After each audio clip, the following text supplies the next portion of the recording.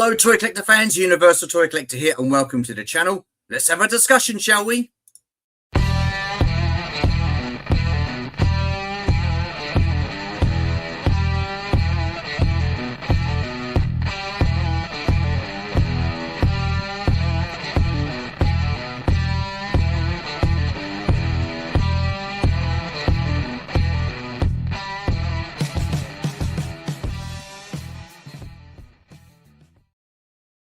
Hello everybody, hoping you're keeping well, and welcome to the channel, welcome to the live stream. We've got another discuss live stream where we pick a topic to discuss and then we get a guest on to discuss said topic with. And once again, luckily, I have both a topic and a guest to discuss said topic with. But before we get into that, I just want to point out my eyebrows. All right, so I know I haven't got any. Okay, so the story goes, myself and Georgie were getting ready to go out on Saturday. We were going to Zoe T's wedding reception. On Zoe B now, and I thought I'd spruce myself up, so I went in, shaved my hair, had a shave around here. I always leave a bit of stubble because if I go too clean, I look like a thumb. All right, so I just left a bit of stubble, and I then put the clippers down, walked out the bathroom, went to do something else, come back, and I thought, you know what, I better do my eyebrows because I do get some stray hairs every now and again. It's the only bloody place hair grows apart from my ears and nose. So I bent over the sink, got my clippers and zipped it across. And I was thinking, bloody hell, I didn't realize they were that long. And then looked up and I gave out an almighty scream. And it was like horrendous. I shaved off my bloody eyebrow. I said to Georgie, there's been a cosmetic catastrophe. So I slowly opened the door and she looked from head to toe up. I then saw my face and then just started laughing. Bloody brilliant. But yeah, so I had to do the other one. So the reason that I wanted to say about it now and also post it on Instagram on the day it happened is because, like Shabby, if I don't say anything, someone's going to notice it and they're going to absolutely rip the shit out of me. So there you go. Right, enough of that. We're not here to talk about eyebrows. Let's talk about who we've got in the chat. And at the moment, we've got Mrs. T. Hello, evening, Stu, Martin, and chat earlier on tonight.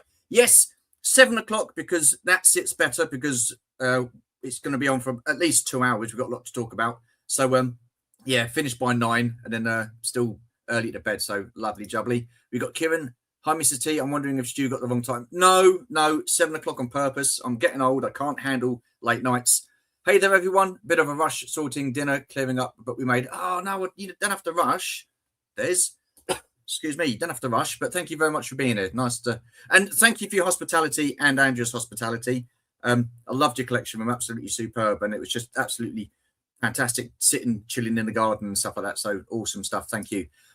Evening. This live stream has happened before and it would. I like what you did there, Delvian. I like that. I like that a lot. Very good. Awesome. You're telling me Des had to whiz home from work and get dinner done and eat. Oh my God. Wow. But thank you, Georgie. Thank you very much. Got people saying hello to each other. Have we got anybody new in the chat? We have. We've got Connor. Hello. How are you? Nice you to join us. Thank you very much. Appreciate that.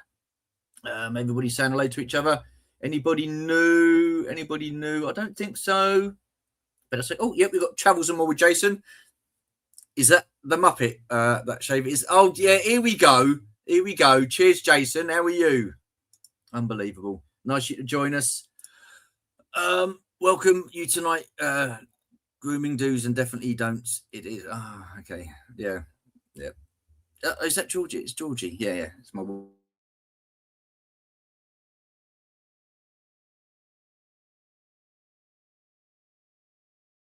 Oh, my, out loud. No, is that okay now? No, I can't seem to. That's stuck. Oh, there we go. Bloody hell. It's all happening. You think the missing eyebrow is a big issue? I want to know why you need the same razor to shave your nuts. Why don't I read these things before I put them up? Hello, Hoppy. How are you? Nice to join us. Thank you very much. Hoping you're keeping well. You've got Obi Rob. Hello. Nice to join us. Thank you very much. Hoping you're keeping well. Who's this? Obi Rob again. What's it? Hi, Jason. Cheers. Everybody's saying hello to each other. I think we're down the bottom of the chat. We are. Right, let's get our guest on. It is none other than Martin from a long time ago. Hello, Martin. How are you? Stu. I'm very well, thank you. Yourself? I'm all right. So this live stream, we have been talking about this for what seems an age. We have been talking about it for a long time. So fantastic that we finally got around to doing it. I know you're a big Battlestar Galactica fan because I was on your episode of Top 5 with Shabby. And when you were going through your DVDs and your TV series and stuff like that, I kind of had a feeling that Battlestar Galactica might have been your number one, and you didn't point. So I've got like some bits and bobs to go through and stuff like that, and I know you've got some notes as well. Just briefly, what is it about this series that makes it number one for you? Oh, well, I mean, it's just, I mean, it's sci-fi first and foremost. That's my number one. Fantasy, sci-fi, you know, that's my thing. I love it more than anything else, I think, genre-wise. Yeah.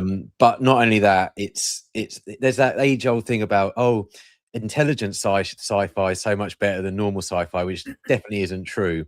But this has both. This has intelligent sci-fi, topical sci-fi. Yeah.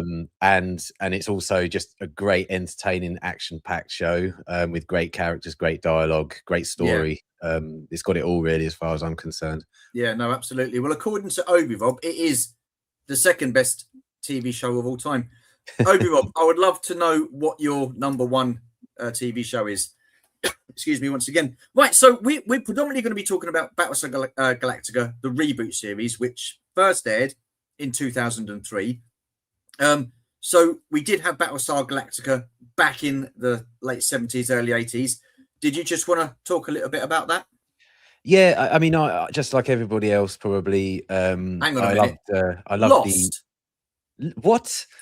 What? Sorry, that's just thrown me. That's just massively thrown me. Yeah. Okay. I think that's it, guys. Thanks for joining us. We're going to be off now, so cheers. But no, Lost. Wow. That's a good episode, but sorry, man. That last season was shocking. But yeah, I mean, like everybody, I loved the original Battlestar Galactica. Yeah. I specifically remember every time I'd visit my Nan's house, she'd have this drawer of VHS tapes of things she'd recorded over the years that I would always, go to, and I'd pick out ones to watch when I was there. And Battlestar Galactica, it was the TV movie, wasn't it? It was two episodes in one. I think it was originally meant to be just two episodes, but they turned it into a movie or something. And I'd watch that over and over and over and over again, and it became that Star Wars substitute for me, because obviously it wasn't readily available Star Wars at that point. So yeah, I loved that show so much. I didn't really have much memory of the series, the first series. I do remember an episode where there's a cowboy Cylon, lone gunman Cylon, and I specifically remember an episode, and I think it was from season 2, where Starbuck returns, and he crash lands on a planet, and a Cylon crashes as well, and they become buddies. Kind of like an enemy mine type episode. But it was all about that TV movie, and I think that TV movie basically is the basis of the new show. They've kept that as the basis. I mean, it was very kind of like it was good for its time, but you look back at it now, and even back then there were lots of reshoots where you had like the same explosions going on, the same ships flying in the same formation in different certain parts of the episodes and stuff like that. And what made me laugh is I remember one episode, and I think it was when they're on a nice planet, and you see Starbuck in one scene, and he's got like really, really kind of like longish hair. And then the next time you see him, it's like really short and neat and tidy and stuff like that. So it's obviously, do you know what I mean? It's just little things like that. I mean, I like the theme tune. I thought the theme tune was good. It was kind of cheesy in certain aspects, wasn't it? To be honest with you, it was a product of its time, wasn't it? But I think because we watched it back then, we love it. I think if you were to show it to someone who was perhaps 9 or 10 now, they'd be like, "What the hell is this?" So is what it is. But the thing is, they're just releasing some Battlestar Galactica figures, aren't they? Factory Entertainment, and I'm super excited because the Battlestar Galactica toys back in the 70s and 80s, I found them really hard to come by, and I only saw them every now and again, and they were uncarded and stuff like that. But would that be something that you'd be interested in collecting, the original Battlestar Galactica figures? Did you go for the Factory Entertainment ones? I think I was so close to pulling the trigger, but the price of them put me off, and I took the risk that I would be able to perhaps pick them up cheaper further down the line. but I'd kind of like to pick up some of the original Battlestar figures from the 80s. 508 ones, yeah. Yeah, I'd quite like them on the car backs if I could get them. And we saw some at Joe Fest, didn't we? And they were surprisingly not that pricey, I didn't think. I mean, some of them, some of the rarer ones were, but like Imperious Leader and stuff like that, and characters like that, you could pick up for fairly cheap. So I think they're on my radar for the future. What about was it Diamond Select did the reboot figures? Are you interested in getting those? I'd like to pick up 1 or 2 of those. I've never come across them ever at a toy show. I'd love to pick a few of them up. Probably some characters that I really like just to have in the collection. But they also you'll have to remind me the name of the company that did the ships. They did models of the actual Battlestars. I can't off the top of my head remember what they were. I know the ones you mean. They're like die cast, aren't they? Yeah, and you can get like the actual Battlestars, and you can get the Cylon Raiders and the Vipers and everything, and you can even get like the President's Colonial One ship as well. And they look great. And I have seen them at Sandown quite often, but they're really pricey, so I haven't pulled the trigger. How much are they? I think they were going for like 80-90 quid each. The Battlestars. Okay. But they're only about 6 to 7 inches long. So for 90 quid, and they're not that detailed. They're more just blocks of ship. But I do quite like them. So if they came down, if I saw them cheap, I'd probably pick them up as well. Have a look at those. Right, let's just quickly catch up with the chat. And Connor says, as a big fan of the original show, I quickly fell in love with the new show. It really was its own thing. So easy to watch and not compare, kind of the way it ended. Yeah. It was its own thing, wasn't it? So that was pretty cool. Jason says, the best Battlestar Galactica is the original. Very camp, but enjoyment where remake was very dark, aka after. It was very gritty. And I kind of like that. I did like the grittiness of that. We've got Boba Hicks. Hello, sir. How are you? Nice to join us. Thank you, my friend. Good to see you. The first 3 episodes of the original Battlestar Galactica became the cinema release movie. It includes an alternate scene where Baltar was... Oh, wow. Okay. I did not know that. Always interesting. We've got VTR Dave. Evening. This is early. Still finishing work. Yeah. Well, it's 7 o'clock start tonight because we're old farts and we like to be in bed by at least 9:15. So... that's the reason why. Sorry you're still working, mate, but you work from home, so you could say to myself, right, I'm done now. But there you go. But never mind. But thank you for joining us. Was this? Yes, they did, as it was budget cuts and series were rushed because of the film. Yeah. Eagle Moss, there you go. That's it, yep. Well done, Delvian. VTL says, the original figures are great. I have them loose in my cupboard. Fairly easy to collect. Just one that's a little more tricky to find. And price, okay. TVC Mackham, hello, hi guys. Hope your eyebrow. Oh, for goodness sake, they're fine. They're fine. They're doing very well. The thing is, you say how like my eyebrows are really short. They're still taller than Dino. So there you go. I just had to get that in. Poor Dino.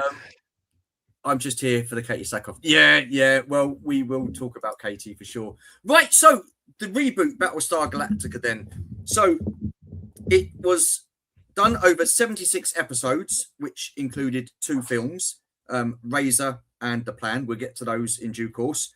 It ran for 4 seasons and had 1 miniseries. The miniseries ran for 2 episodes, and that was first released on December 8th, 2003, followed up by season 1 with 13 episodes, released October 18th, 2004. Then we had season 2, which ran for 20 episodes. That started July the 15th, 2005. And then I think they must have had a break because I've also got January the 6th, 2006. I don't know whether that sort of like picked up again. Then we had season 3, again, 20 episodes, October the 6th, 2006. Then we hit our first film, which was called Razor, and that was released November the 24th, 2007. Season 4, 21 episodes, first aired April 4th, 2008. And then we had a break. I remember that vividly. We had a break, and then that came back on January the 16th of 2009. And then we had the final movie, which was called The Plan, and that was released on October the 27th, 2009. So you want to talk about the excuse me, the miniseries, Martin? Yeah, well, I mean, the miniseries. Okay, I didn't know that they'd rebooted Battlestar Galactica or remade Battlestar Galactica, and it was I was working at Blockbuster Video, Yeah, such as it was, and this when you work at Blockbuster, when they have releases, you usually get, for the big releases you get 20 copies, for the smaller releases you get 5 to 10 copies, yeah, and then for like art house films back then you'd maybe get one copy, and then this Friday came along, and Monday's releases came in, and there was this little black box with this tiny little red lettering saying Battlestar Galactica on it, and I was like, what's this? I've not heard of this before. This is like is this like the original they've just put on DVD for the first time? So that evening I rented it out, because obviously we could rent stuff early, so I took it home with me, popped it in the DVD player, sat in my chair, and just was engrossed for 3 hours. And I honestly, it felt like I hadn't seen anything to that for a long while that hit me that hard. yeah. So as soon as it finished, I went downstairs, got a drink, came back upstairs, and pressed play again, and I watched it immediately all the way through a second time. Yeah. And I think what it does so well is it introduces you to the characters, it introduces you to the world. Yeah. And it ends with that amazing battle, Yeah. at Ragnar Anchorhead or something like that. Yeah. At the end of the episode, and to be fair, there's not a great deal that happens in that episode, in that miniseries. It's not huge, action packed. There's the odd, there's a lot of fade to black, and you just have to assume there was a battle. But it absolutely hooked me. The characters were already well written, and they already seemed to be on an arc, and there was a great twist at the end that the human, gosh, I remember that. Humans. Just before we go any further, there are going to be spoilers. If you haven't seen it, where have you been? It's been over 20 years. Okay, so there will be spoilers if you haven't seen it. So so they had the great twist at the end, where some of the humans can be Cylons now. They look like Cylons, and they can be many. So let's go back from the beginning. So it did start, didn't it, with that space station, and that guy was sitting there, and he had that like all his notes and files, didn't he? And he had the image of a Cylon, didn't he? Yeah, and then you just see this massive ship appear over the top, and then he's like sitting there, and then the door opens. And this lovely young lady, I should put it like that, walks in. And that's the first you see of the Cylons. So the Cylons have somehow managed to become human-looking to a degree, haven't they? Yeah. Did that surprise you when they did that? Because we're so used to Cylons being like robots and, like the Terminator and all that sort of stuff. Well, they're Terminator, aren't they?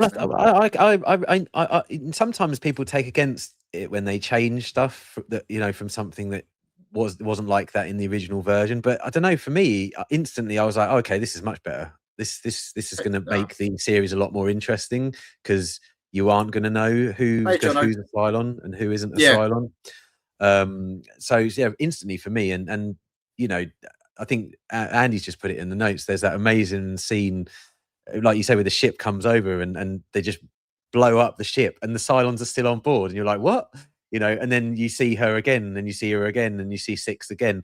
Obviously we don't know she's Six at that point, but and there's that great scene that he was alluding to in the comments, where they have anyone without an FTL drive has to be abandoned and left. And you just savage, see isn't it? Yeah, again though, they obviously were saving money on special effects, but you just saw the missiles just coming in slowly towards the ships, and just as they were about to hit, it cut to black, and then you went to another scene, and it was like a really clever way of them saving money, but also a really clever way of, I don't know, we know what's happened. We don't need to see it. We know what happens. Did you like the way they filmed it? Because it was very it was very shaky camera-ish, sort of like a documentary style type thing, wasn't it? And I think that really did work. Because the camera would pan and then like pan back out again to get it in focus, and I loved all that. And the special effects, I didn't mind them at all. I thought they were fairly decent. I quite liked them. 100%. I've got lots to say on the special effects and this, because you're right. The actual scenes with people they were filmed normally, albeit with the grainy camera footage that they used that gave it that sort of really gritty look. But the space battles were all as if they were using handheld cams.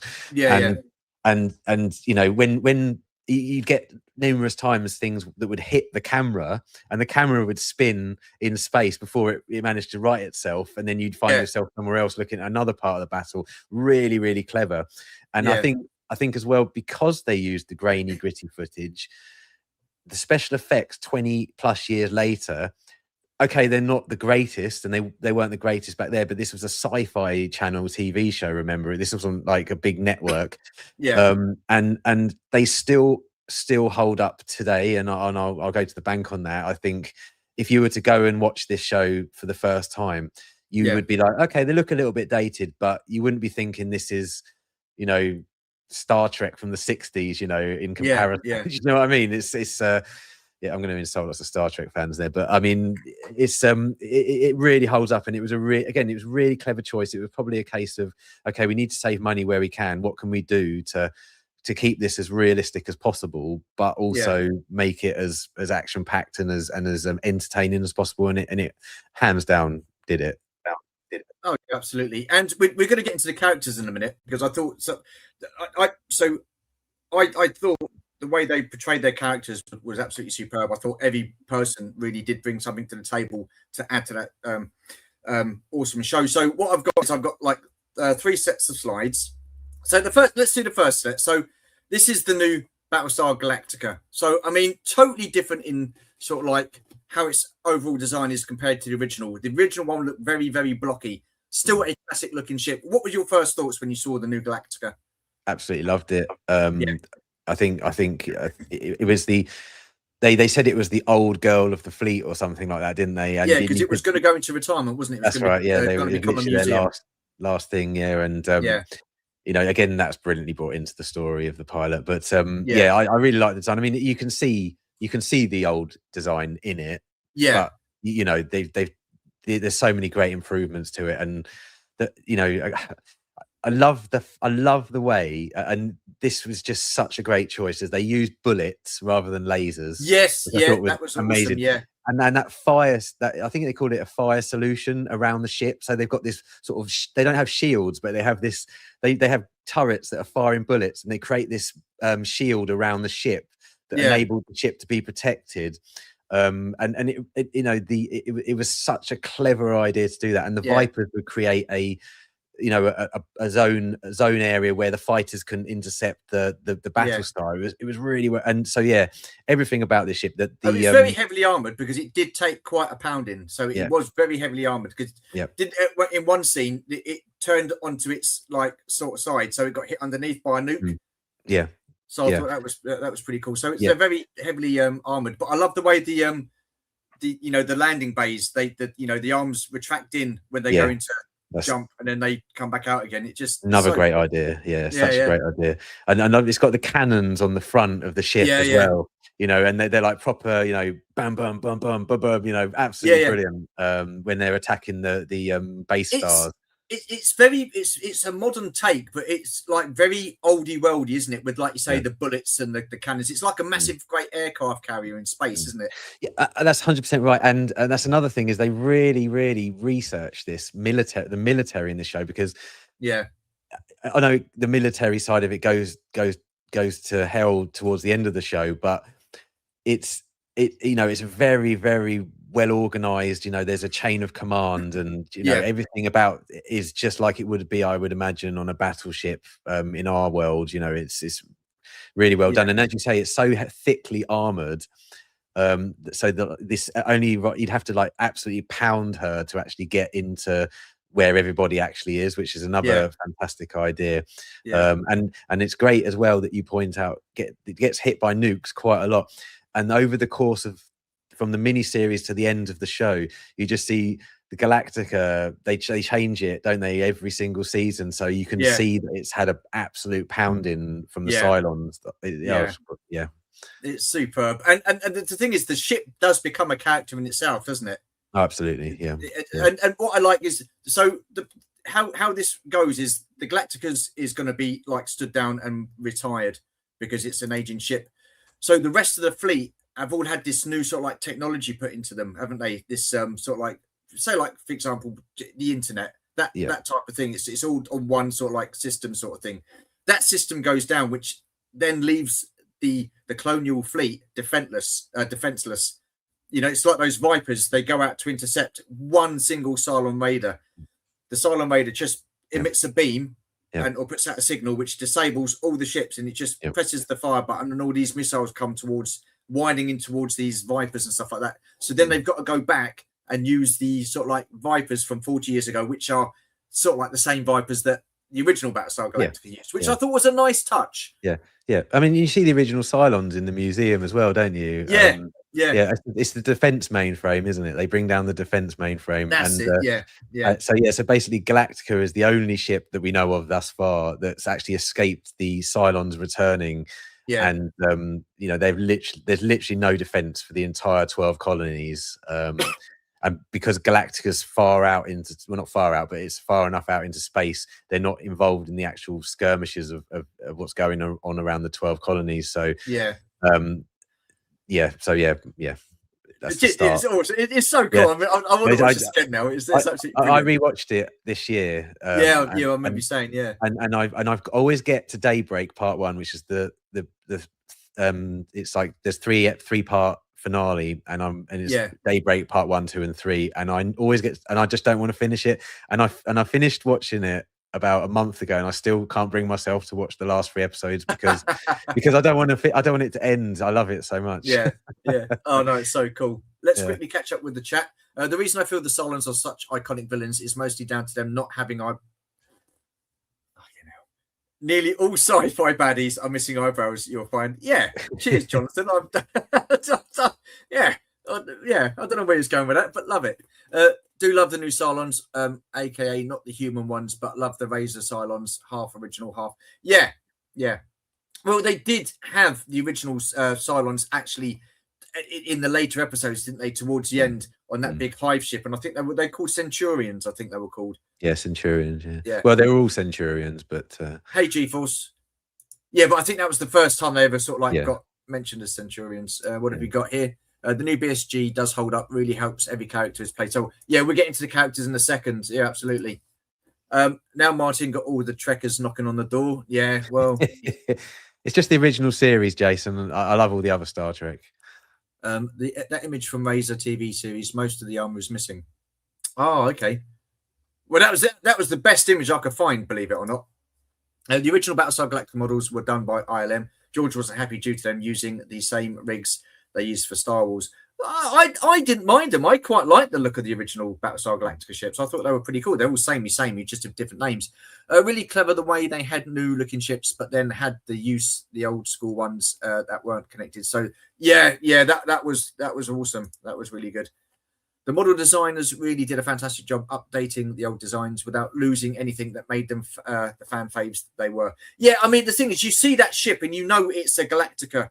You know, it's like Battlestar Galactica because it's just a modern updated version. They got hacked but didn't have enough bitcoins to pay the Cylons. What's this? I love the way they did a redo of the show and didn't call it A New Hope. That would just be silly. Oh dear, I think he's trying to push your buttons. Howard, he can't stop but wanted to say hi. I've only ever watched the original Battlestar Galactica.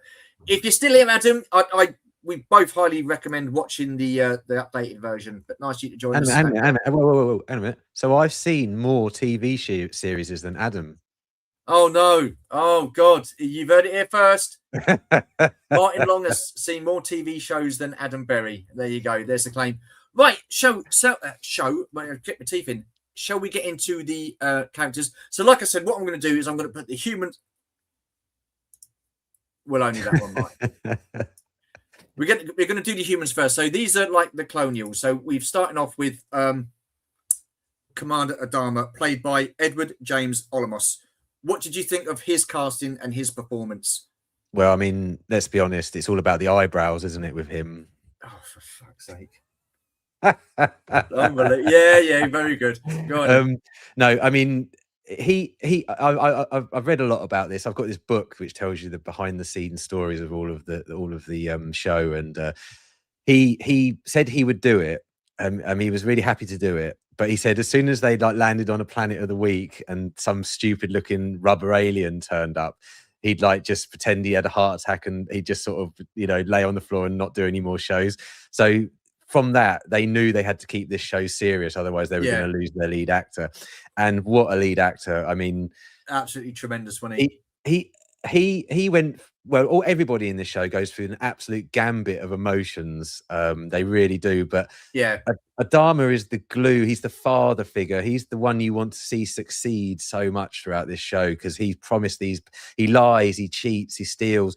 He's but on the opposite side of the coin, he's an honourable man, and he wants to get these people back to a new home, a new earth. You know, that's his goal, and everything is thrown against him, and he does falter from time to time. There's no doubt in that. Yeah, but yeah, he's such a great actor, Edward James Olmos, and he is. I honestly can't think of anybody who would have been better as Commander / Admiral Adama as him. He's so good.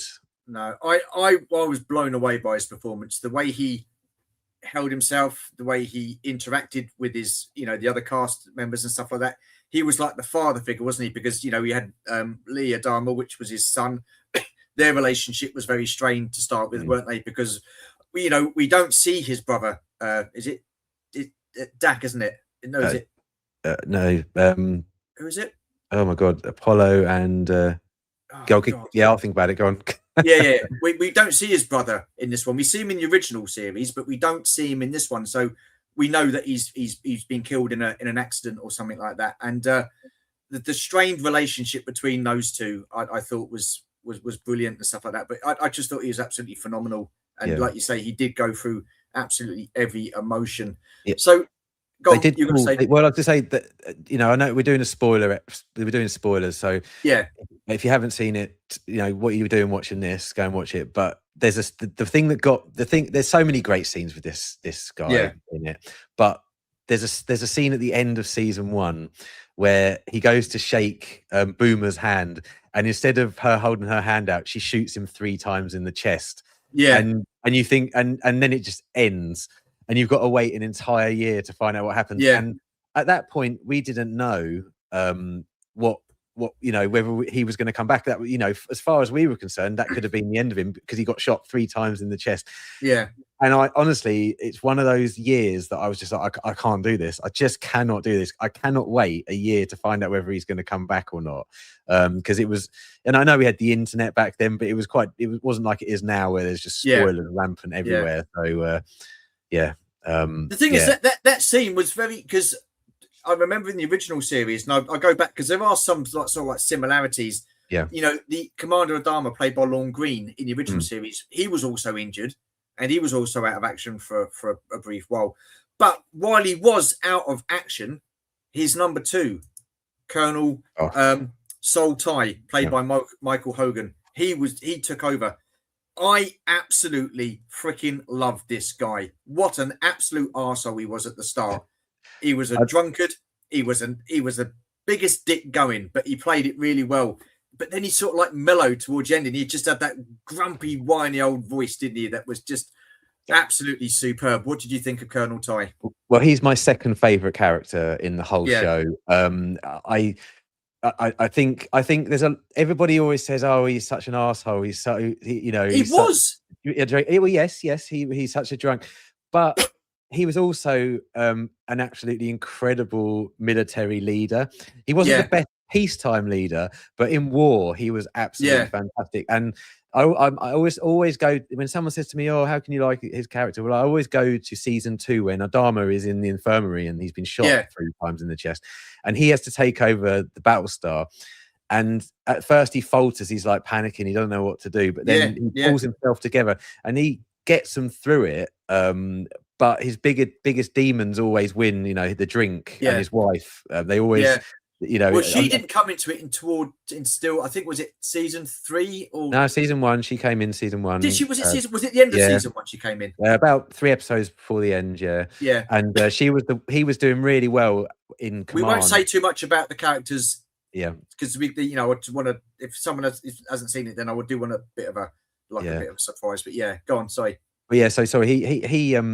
he was like doing really well. He'd taken command of that mission Yeah, to find out where the fleet had been left, and it went to a T. He was all, he was doing well. He was back on track to being like a good commander again, and his wife was pushing drink in his mouth, sort of thing, telling him that he should be in command. So he was easily led. Unfortunately, he could never have been the commander, but I always thought he was a very, very good character, because there was two sides to him, maybe even more. Well, there were more than two sides to him, but yeah. So, my second favorite character, and also one of the funniest characters in the show. I mean, that laugh he did was every time he did that laugh when he was drinking. I was in stitches. Brilliant. He was just quality, and I love the conflict between him and Starbuck as well, because there's that one confrontation they had where he wanted to give her the benefit of doubt. And did she punch him or something like that? And she goes, "You just can't help yourself." And that rough voice in and stuff like that. Take to the brig sort of thing. Absolutely superb. Right, let's just quickly catch up on the chat. Where are we? Looks a bit like you, actually, Stu. Huh? He looks a bit like you, actually. No, he's got eyebrows. Oh, yeah. Yeah. Yeah, okay. Hang on. So Delvin's asked, have you watched the webisodes though, Martin? What are they? Webisodes. Yeah, I remember watching them at the time. I don't really recall them though, Andy. But I'm fairly sure I remember watching them. Okay, I don't know anything about those, so I'll have to look out for those. I think they're on the DVD box set. Sorry. Sorry. What was you going to say? I think they're on the DVD box set, so you can watch them in the special features, and I think that's where I saw them. Yeah. Oh, okay. All right. Yeah. I'll have to put that on then. EJO is such an amazing actor. Made the new Adama such an interesting character and a total Yeah, absolutely. EJO was about most of our ages now when he started filming Bear Street. Let that sink. Thank you. Cheers. Thank you. It's 32, says Connor. Yeah, all right. Brilliant. What else? 33. That was a good episode. Was it? 33 was a good episode. I don't remember that. That's just hello there, JT. Nice to join us. Thank you very much. 33 was the first episode of season 1 where the Cylons would jump in every 33 minutes. Oh, yeah. That could be that. You could argue that was the best episode of the whole series, and it was the first episode of season 1. What a quality episode that was.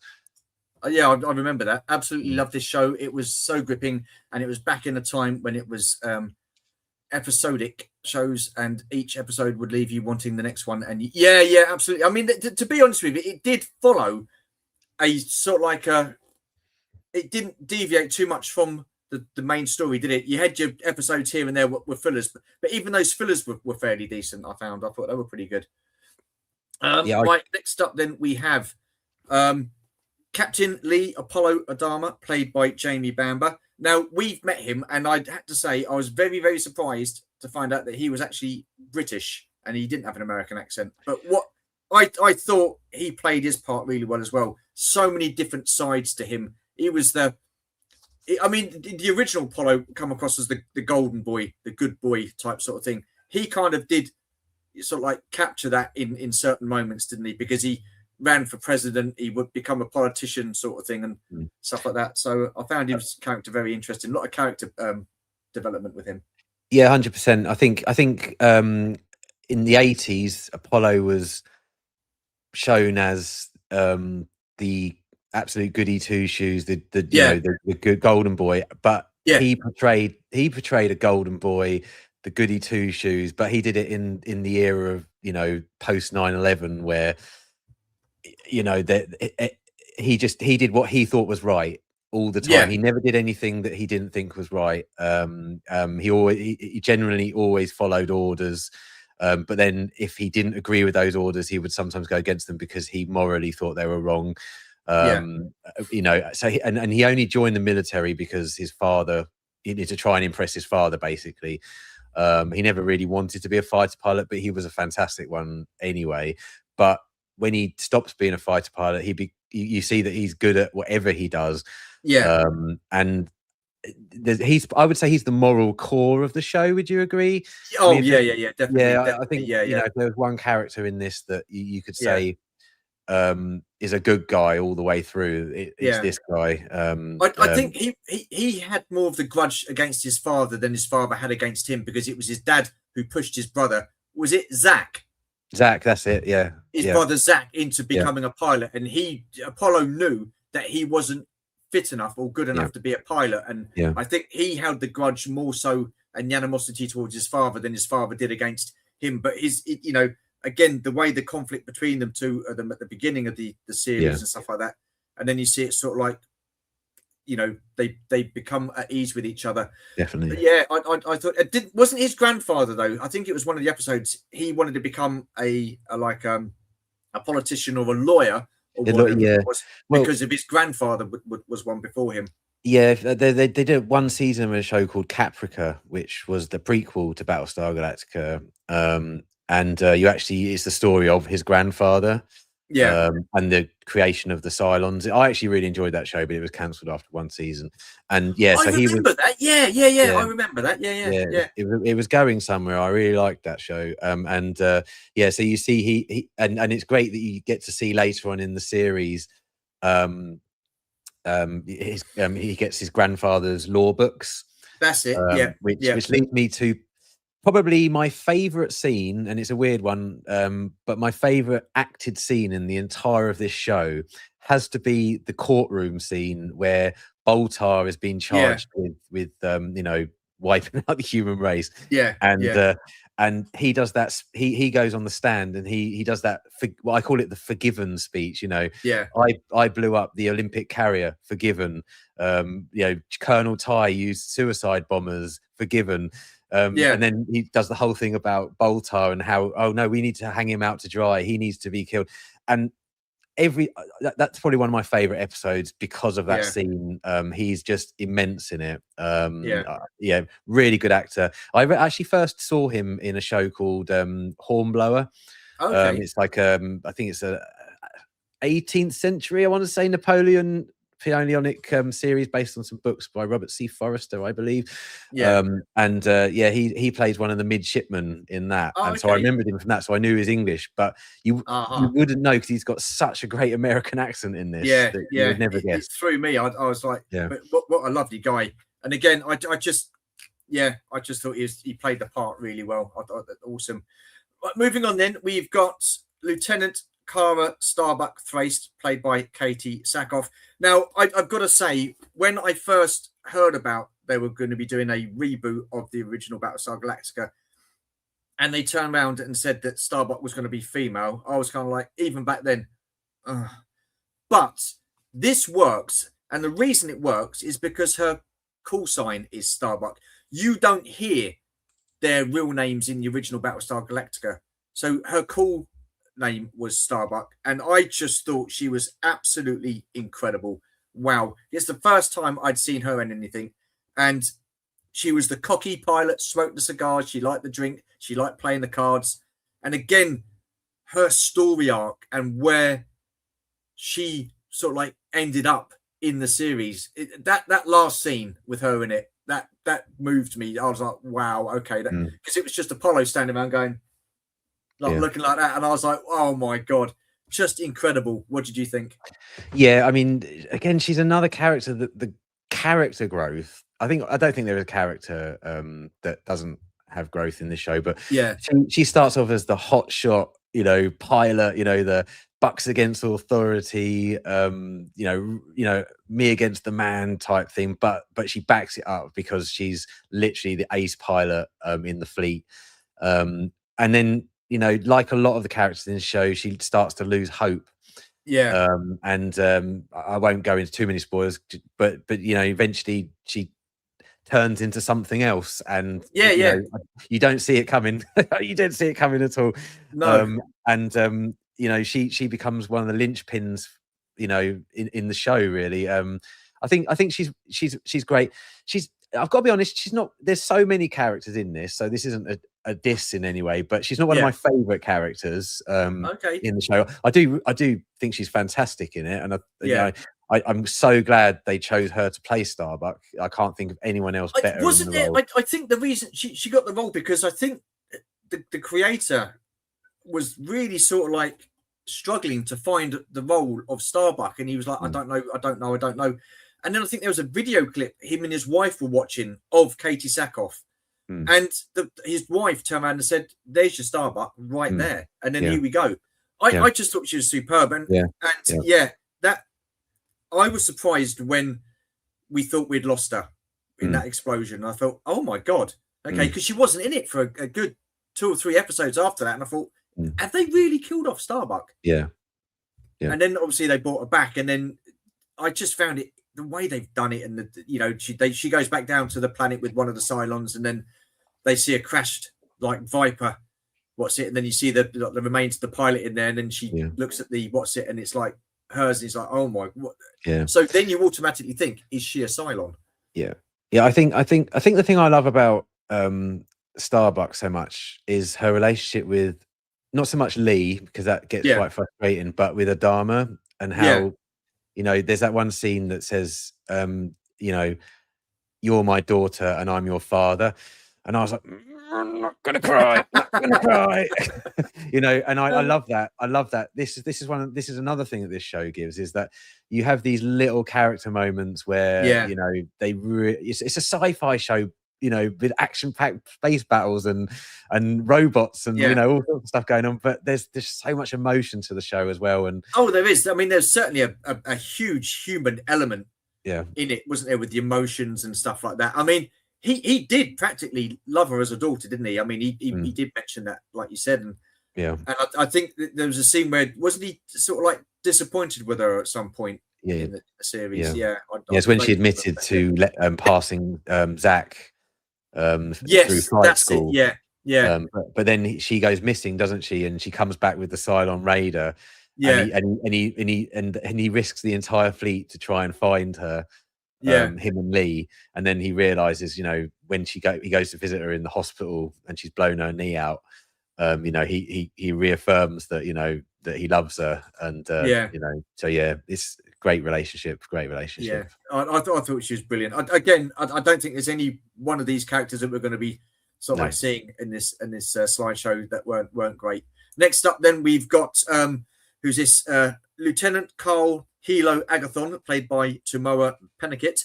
I've got to say, I thought he was going to be cannon fodder, because him and Boomer were down on Caprica, and you could see all the clouds going up with the nukes hitting and stuff like that.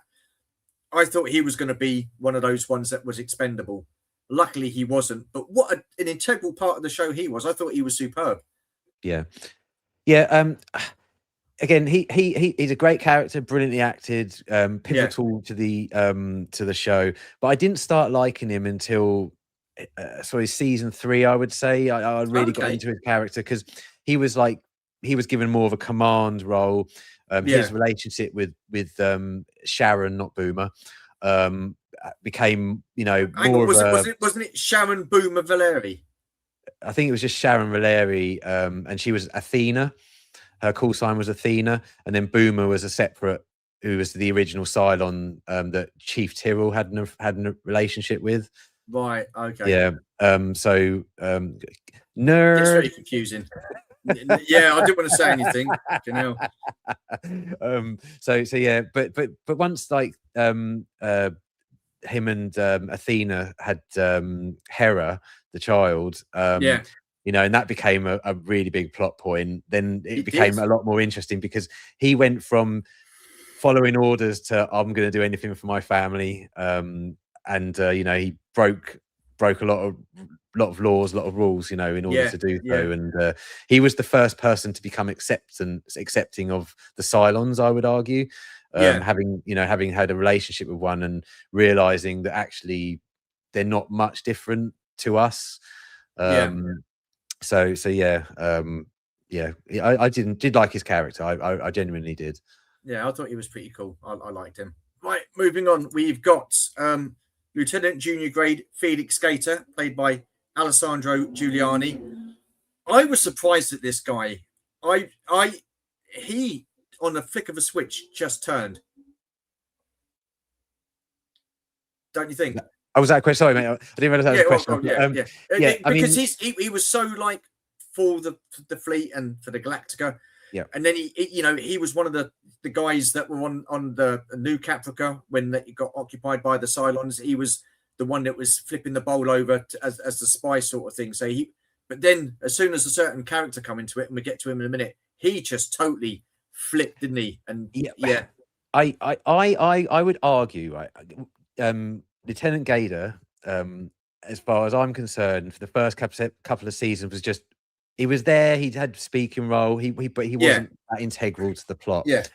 But as soon as season 3 came along, and I think you have to look at the season as a whole really to understand his arc, and it didn't just happen to him; it happened to every character. After each defeat, after each letdown, after each death of a friend or a family member, after each disappointment of thinking they'd found Earth but hadn't, after everything that had happened to them, each character started to really sort of change from the character we knew right at the beginning, the happy-go-lucky characters that we saw right at the beginning of the show. And the last season 4 particularly, became very, very dark, very dark. I mean, it's a different show, really, season 4. And I think he reached his "I've had enough" moment. Things can't go on the way it is. There's not many of us left now. And he did, again, much like he's kind of the mirror of perhaps Apollo. He did what he thought was right, but it wasn't necessarily the moral right. It was what he thought was the right thing to do to get these people who had led them down all these paths that had been failure after failure, and he started the coup against the fleet, if you like, or Adama. But the thing is, you rewatch it and you see it coming. It's not, I know it's going to happen, but you see his like expressions in episodes long before it, and his disappointment with what's going on, and how the Cylons are all of a sudden being accepted as the same as humans after everything they've done, and after everything I've sacrificed. Why should I follow these orders anymore? So you kind of understand why he did it. And for a character that I didn't really think much of or like, really, it turned into one of the most interesting characters by the end. No, definitely. But you still can't call him a bad guy, which makes, it's just a clever thing that they've done. You can understand why he did it, what he did. So and beautiful singing voice as well. Oh, is he? When did he sing? He sings in the show. There's a story behind the scenes where he was in the cafeteria while they're in between shots, and he just started singing, and the producers heard him sing. So in the episode where he's lost his leg, he's in the hospital bed and he just starts singing, and they wrote that for him. They wrote that for him, and they did a montage of things happening around the fleet while he's singing that song. And it's kind of a precursor hint to him turning on the fleet. It is really clever, really clever. I'm gonna have to watch this again, this series. So Delvian's put, I think the only character who didn't have growth was Boxy, who vanished after the pilot. We didn't see him at all, did we? You see him once. You see him in season 1. You do see him in season 1, but you only see him very briefly. He's sitting there playing cards with the guys, isn't he? The pilots and stuff like that. Yeah. And then you don't see him again. Right. Who's next? We've got Lieutenant Junior Grade. The thing is, I've got Sharon Boomer Valeri, but she was also Sharon Athena Agathon. What did I say? You said that she was. I don't know what you said. I can't remember. She was played by Grace Park. Yeah, you can't argue with that. That's Grace Park. Again, I don't want to give too much away. Very, very interesting character, and it was one of those incidences, like one of those things where it was like, oh my god, you've got Boomer, who is played by Herb Jefferson Jr. Now is being played by a female, but again, it's just the code name. It's just a call sign, and I thought again, what an interesting character she was. Plenty of surprises with her. I mean, there's another character I'll save this for coming down the line, I'm sure. But to be brief, I think anyone who got to play one of the 12 models of Cylon had an acting dream of a role, because they got to play the same characters but different versions of the same characters. Well, as you said, that at the end of season 1, the twist is that Boomer is one of the Cylons, and she's known as number 8. So because like you say, there were 12 models, and we find out who like 7 of them are, and then the final 5 come in the like towards the end of season 3 and season 4. Yeah. I was so surprised when they written like her as a Cylon. I was like, what? Yeah, I mean, did that take you by surprise? Well, yeah, it was the end of the the TV movie, wasn't it? The mini series, yeah, when she just walks down. But yeah, it did surprise me. It was like, oh, that was one of the things. Like, right, when's this coming back? And I only had to wait 2.5 years for it to come back. But yeah, yeah, yeah, it was really surprising, and they played it a clever way in a way, because you knew she was a Cylon, but obviously she was, you know, not brainwashed. She didn't know she was a Cylon. Yeah, they're sleepers, aren't they? They're called sleepers. Yeah, sleeper. Yeah. And you knew she was going to turn, and obviously she does all that stuff. Like, she blows up the water supply in episode 2 of season 1, and so yeah, you know, you constantly know, you're just waiting to find out whether, you know, they're going to find out before she does something. And clearly, I've already mentioned she does do something, but I've got this stuff I want to say about things that she does, but I want to save it for other characters. So no, that's fine. I think this has taken JT by surprise. Boomer is a Cylon. What? Yeah, absolutely. Like I said, it was crazy, because she goes onto that big base star at the end of the, like you say, the mini series, and she goes down the ramp of the Raptor, and she's looking around, and she's like, oh my god. And then the camera pans around, and you see loads of different versions of number 8 coming towards her and stuff like that. So you just think, oh my god, who? And that's the good thing, because you had no idea who was going to be a Cylon next, you know. So that was pretty cool. I thought she, like you say, very, very interesting character, and it must have been great to play all those different kinds of personalities, for sure. Next up, then, we've got Anastasia D. Dewala, played by Candice McClure. Again, a very sort of like quiet in the background type of character in the first few sort of like seasons, but then she came more prominent because she had a relationship with Leah Dharma. She also liked another guy called Billy, and we'll get to him in a minute. But what did you think of her? I mean, I could not believe that scene, her final scene. I was like flipping it, because I never saw that coming. No, I think Andy's put in the notes something about Dewala, and he's 100% right.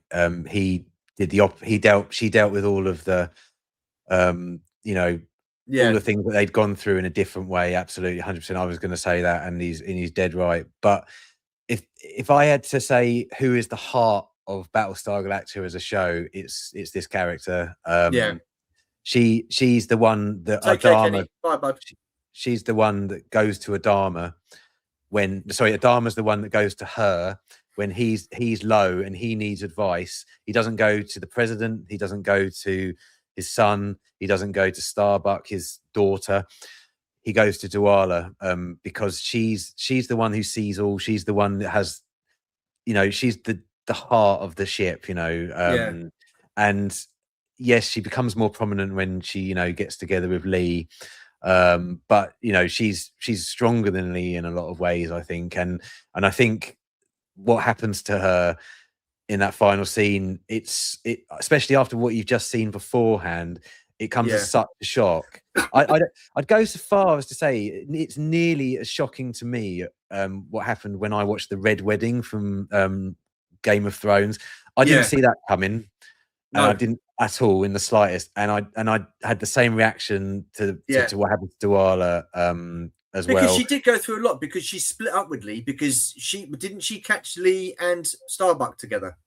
Yes, but I mean, it's quite complicated. It was back and forth, and eventually Lee went back to her, but she left him. But I think that there's a scene where at the end of season 3 they find Earth, and but it's not our Earth, it's another Earth, and it's a nuclear wasteland, and that's it.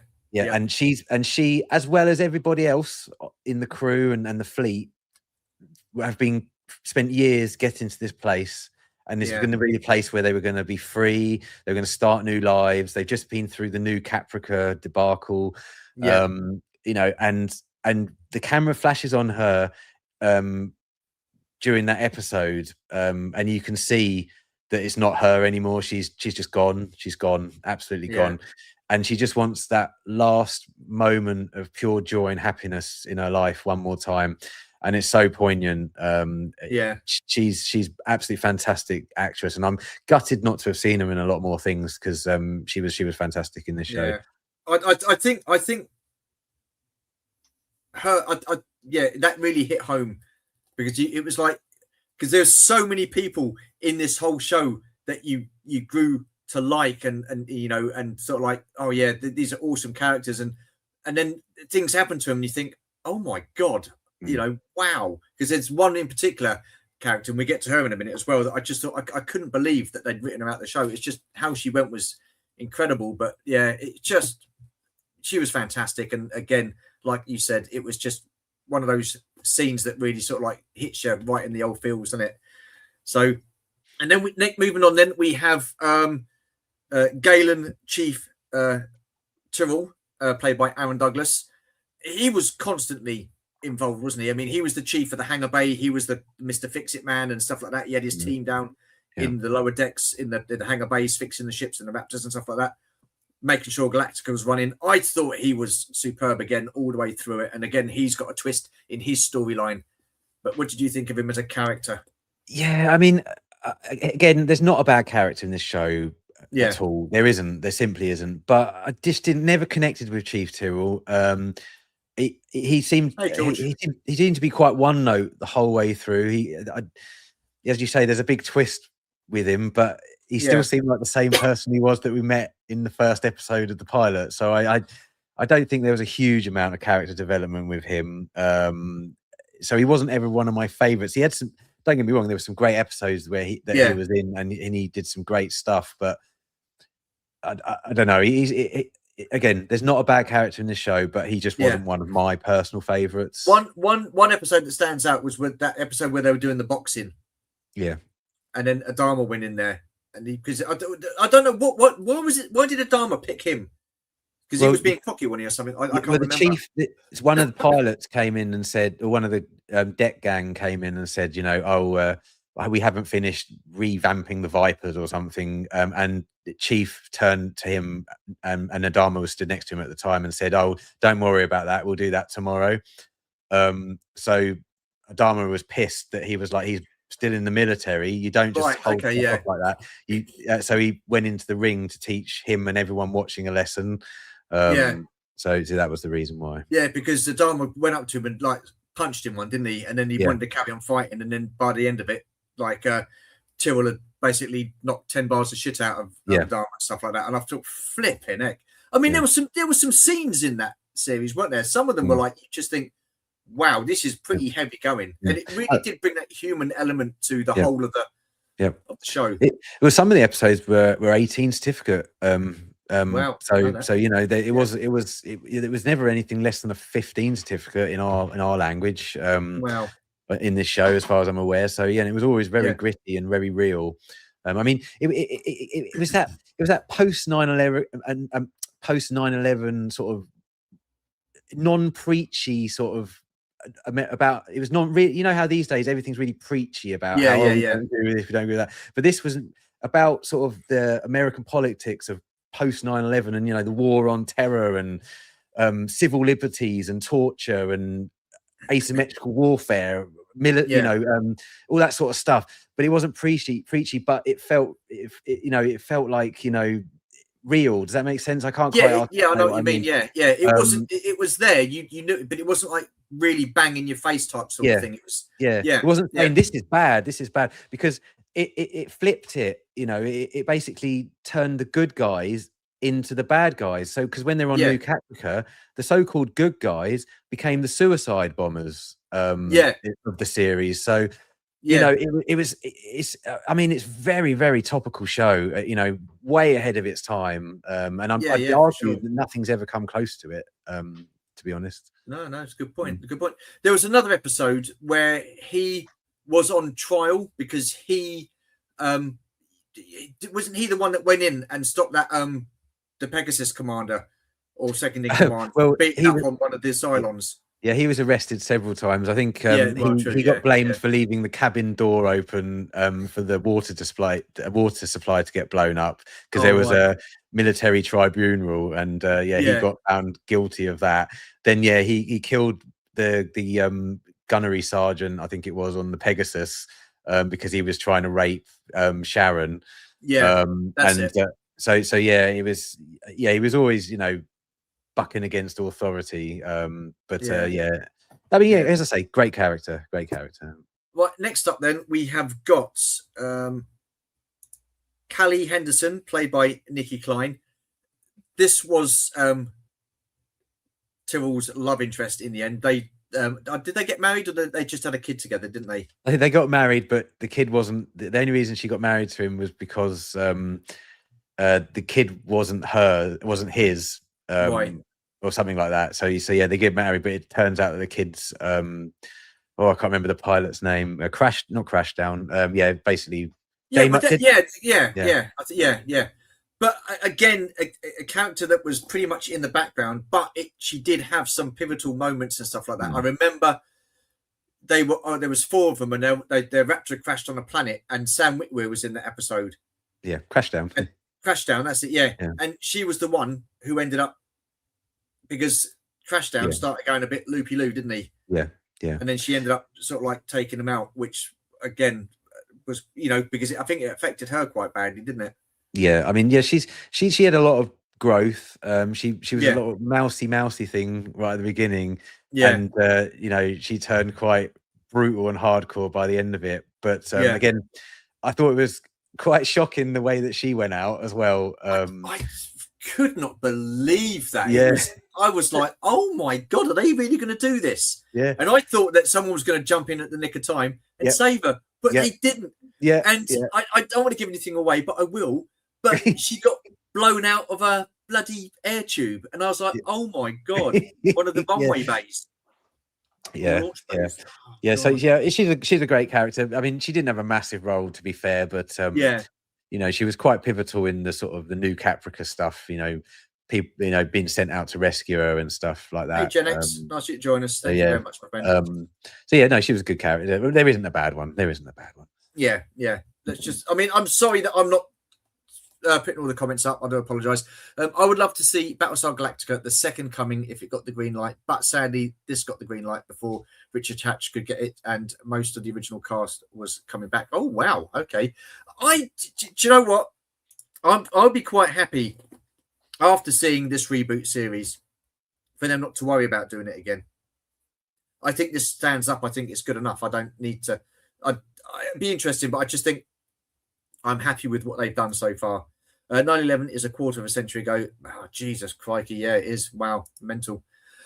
I don't know, Jason, all the original BFG stuff after the initial series was pretty bloody awful. For its time, it was okay, I guess. She's nice. I might have to watch the show. Wait, she dies. Never mind. Oh, yeah, so it's spoilers, JT. Spoilers. Yeah. Right, who's next? We have Samuel Longshot Anders, played by Michael Trucco. I enjoyed his character. I enjoyed his character. I thought he was good, and in the end, he was Starbuck's love interest. So they are sort of like stranded on a planet, aren't they? Him and his gang. And I think, how did Starbuck get there in the first place? Because she goes off, and then she takes a raptor with a couple of people and goes back a few episodes later to rescue them. Yeah, Starbuck takes the stolen Cylon Raider back to Caprica, sorry, to get the Arrow of Apollo, because they need the Arrow of Apollo in the Temple of the Gods on the planet I can't remember right now. Oh, Kobol. So the president, she finds out that Adama lies, so she takes the president's side, and the president sends her back to Caprica to get the Arrow of Apollo, where she's attacked by Six, and then ends up meeting up with the guy who's trapped on Caprica. I can't remember his name already. Oh yeah, oh God, Agathon. Yeah, Agathon. Yeah, and then they meet up with these guys eventually. So that's it. Story. Yeah. But I just think he's a great character, and the twist, and I mean, crikey, seeing what happened to him at the end, and then you just see all those ships going off in the end into the sunset because they're flying them directly into the sun. Yeah. And that really sort of like pulled on the old heartstrings as well. I was like, oh my gosh. Yeah. Again, this is a great character, but not another one I kind of connected with all that much. Yeah. In the show, I thought he was great character, well written, but it wasn't one I was always like, oh, this is a Samuel T. Anders episode. Yeah. But I think the reason that he had to, Andy might know, I can't remember the exact details, or someone might know. I think he was ill or had an injury towards the end of the show, and he couldn't walk or something. So they had to put him in the goo. So he was laying down the whole time, so he didn't have to move too much. And that was the reason that they had to write that into the show. Interesting. I'm fairly sure that's right. But yeah, so yeah, he had a interesting arc by the end. I think definitely, because when they were on New Caprica, Apollo and were they on New Caprica? Apollo and Starbuck were going to get together, weren't they? Because they spent the night together. Yeah, on New Caprica, and then she got up. She left and went back to Anders. So that was pretty cool. Captain Sanders, Colonel Sanders. Colonel. Yeah, he liked his KFC for sure. Bloody hell. Right, next up then we got President Laura Roslin as Mary McDonnell, played by Mary McDonnell. I thought she was super. I liked her character, and again that end scene with her was just very, very touching. It was like that got me as well. But what did you think of her overall character? Wow. Brilliant. From again another character who you watch episode 1 and then you watch the final episodes, and it's a completely different character. She's not weak to start with, because she does take charge, but she learns all the way through, and by the end she doesn't take shit from nobody. But yeah, she's brilliant. She's a brilliant foil to Commander Admiral Adama as well. At the beginning, the fact that he dismisses her because she's a school teacher, and by the end of it, he loves her. And I think Mary McDonnell's brilliant. I think she's absolutely fantastic actress. And to get someone of her caliber in this show, because I have to always remind everyone that this was the Sci-Fi Channel, wasn't like Fox or NBC or one of those big big network shows, network channels. So for them to get the caliber of actor and actresses that they did, I think is incredible. And you're 100% right, Stu. The final scene with the I'm sure we'll talk about the music at some point, but the final scene with her, Adama, and that music, man. I know. I was crying like a baby. Honest to God, it's just one of those moments where, because they've gone through so much, and then because she's ill, and then you think, okay, they made her better, they've cured her and stuff like that, and then she gets that, so she's carrying on. But then towards the end, the illness comes back, and like you say, the music by Bear McCready, I mean, what just fantastic, and we will get into that, but I just think there's lots of moments where that music throughout the whole of the show, in certain moments of that show, really does sort of like pull on the heartstrings and stuff like that. And it absolutely awesome. But I thought she was really good. And that, like you say, the character development and growth and stuff like that, because she wasn't very militaristic, was she? She wasn't very military. She was, like you say, a school teacher. And because the colonies had been wiped out, she would have been the next in line to become sort of like the president. So that just goes to show how many people have been wiped out, that a school teacher is now become the president and stuff like that. So, I thought she was awesome. Absolutely awesome. So next up then we've got Billy, played by Paul Campbell. Now, Billy was Rosalind's aide through pretty much most of the series until his demise. And I think there was a love interest between him and Dawala early on, wasn't there? There was kind of like that romance starting to blossom.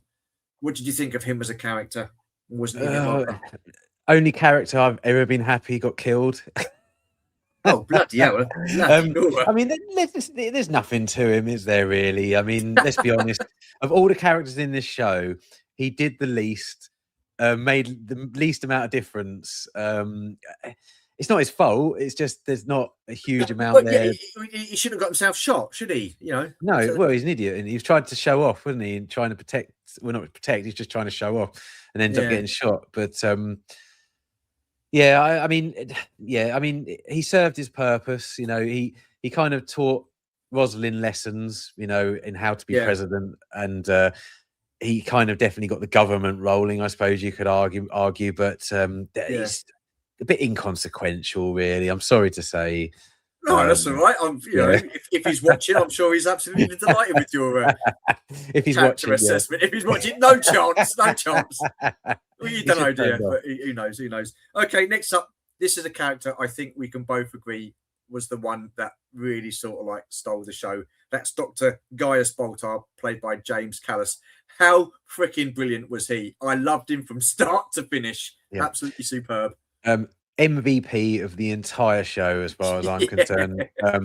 He runs the biggest. I've never known an actor that can run the gambit of emotions in split moments that he can. I mean, he has episodes where they're comedy episodes, you know, where he's panicking, like there's evidence against him, he needs to get rid of it, and you're pissing yourself laughing, and then he's the only person who can see 6 in his mind, so that just brings comedy value constantly, and it's constantly funny.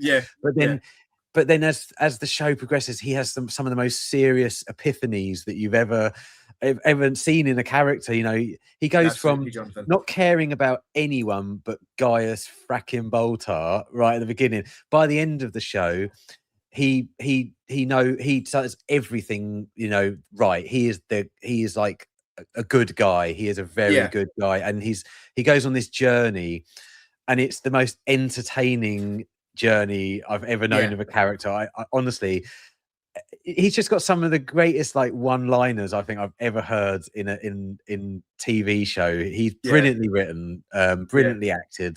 I don't think as a character, I don't think he was a bad guy. I don't think he was an evil guy. No. You know, I mean, like Baltar in the original series, it's totally different how absolutely two different actors have played that part.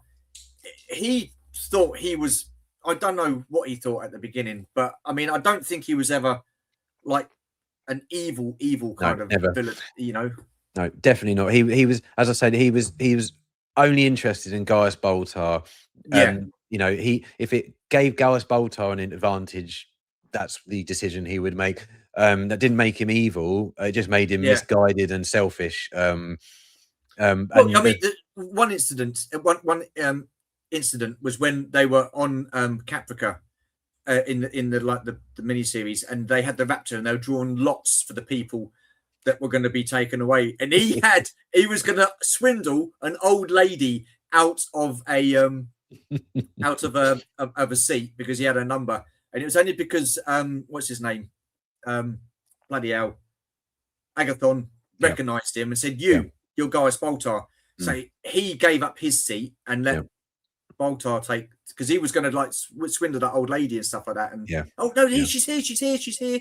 Yeah. But yeah, I thought he was brilliant. And the comedic scenes when he was imagining like 6 and he's like laying there like that, giving it the old And then there's that scene where he's pulled up her skirt, and you know they're in the act, and Starbuck walks in, and he's just like that, and he's like, Doctor? And he's like, oh, and he pulls his trousers up, and it's brilliant. And then there's that scene where obviously he sees 6 all the time, and then he's in the later season, I think it's season 4, he sat having lunch or something in the cafeteria, and all of a sudden he sees himself for the first time, and the absolute shock on his face, and like he's like, oh holy frack, you know, it's just it's brilliant. He's awesome because he ran for president, didn't he? He was also so like some kind of like he organized some kind of cult, and he was like a guru kind of person and stuff like that.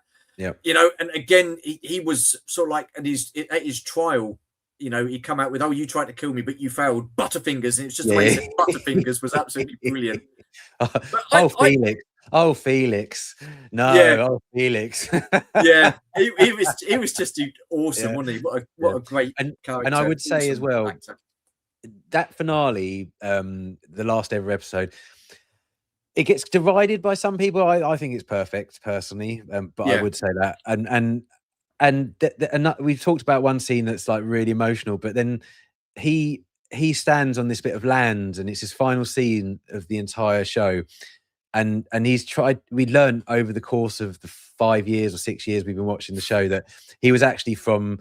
He's a rich, successful, one of the most intelligent people in the world. But he originally came from farming stock, and his parents were farmers. But he rejected that, and he changed his accent so that he could become what he thought would be a better man. And then the final scene, he's standing on that bit of land, and he turns to Caprica and says, "This would make good farming land. I know how to farm." And he just sort of breaks down in tears, realizing that he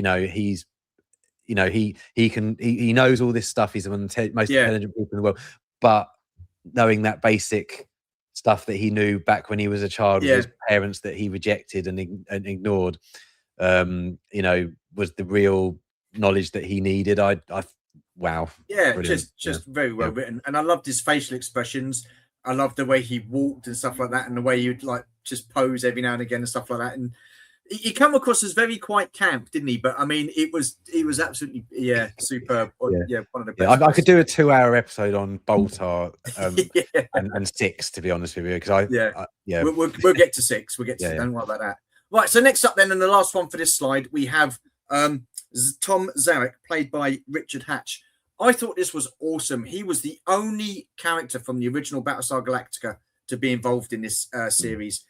And what an absolute arsehole he was. Again, I think he was very much like Baltar. He's doing Baltar was out for himself, but he wanted to do right by him. And he was very much opposed to what Adama was doing and Roslin was doing, because he ran for presidency as well, didn't he? What did you think of him as a character? Again, he's an enigma, because he's obviously a great character in this, and I think it's probably the best acted role Richard Hatch has ever had, in my humble opinion.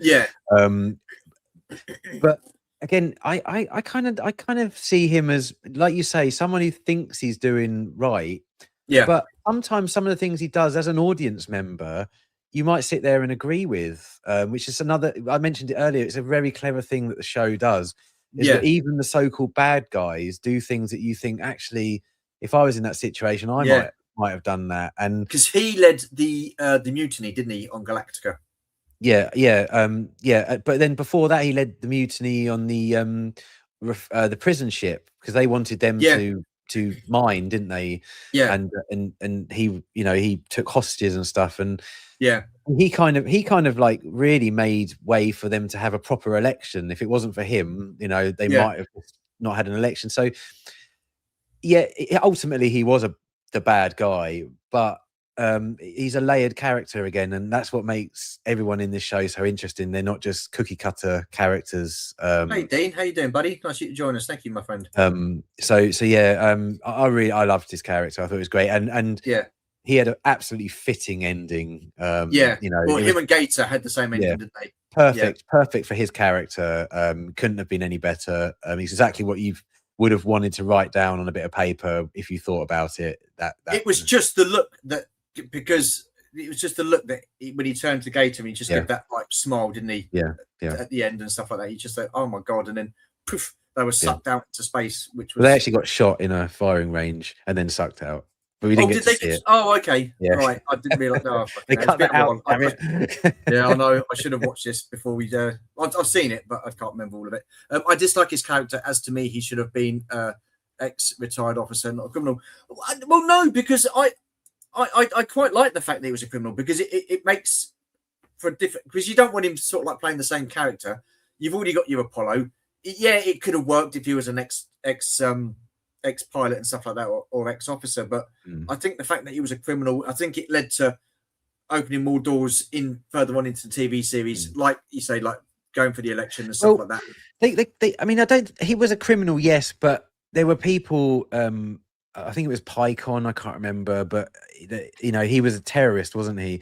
In their eyes, but in other eyes, he was like a revolutionary. So he wasn't your bog standard yet bang to rights criminal. Some people actually thought what he did was right. and other people didn't. So, and in a way that mirrors what happened to him at the end as well. Some people genuinely thought what he was doing was right, and so he again layered, very layered. Yeah, definitely. Right, let's move on to the Cylons then. So I've got like slideshow number 2. So the first 7 Cylons are the ones that we kind of knew were Cylons from the beginning. So first up then we have got brother John Cavill, known as Number 1, played by Dean Stockwell. What a character he was. He was wow, absolutely intense, wasn't he? He was superb. Yeah, I mean, the brains behind it all, sort of thing. Al from Quantum Leap. I mean, could it be argued that actually, if you had to say there was one character in this entire show, and it's a massive ensemble cast, that if you had to say who's the only bad guy, like full on bad guy, no layers whatsoever, just the bad guy, it would be Cavill. He was brilliant. He was funny, but he was manipulative. He was downright evil a lot of the time, and sadistic. So when he came into the show, it was kind of a nice. That was a great thing because we didn't know who all the Cylons were straight away. So you got a refresh every now and again when a new character would come in. It was great. So really, really loved his character. Was you surprised that he was a Cylon, or did you know he was a Cylon because he was brother Cavill, wasn't he, when he first came in? So we thought it was the priest because he was talking to Chief Tyrrell. Yes, that's it. Yeah, I don't remember seeing you at the Cylon parties. That was quite a funny line. But I don't know. I probably didn't think he was a Cylon. I'm rubbish at guessing things like that. So which is good in a way because I don't ruin it for myself. I do tend to always find the surprises a surprise. So I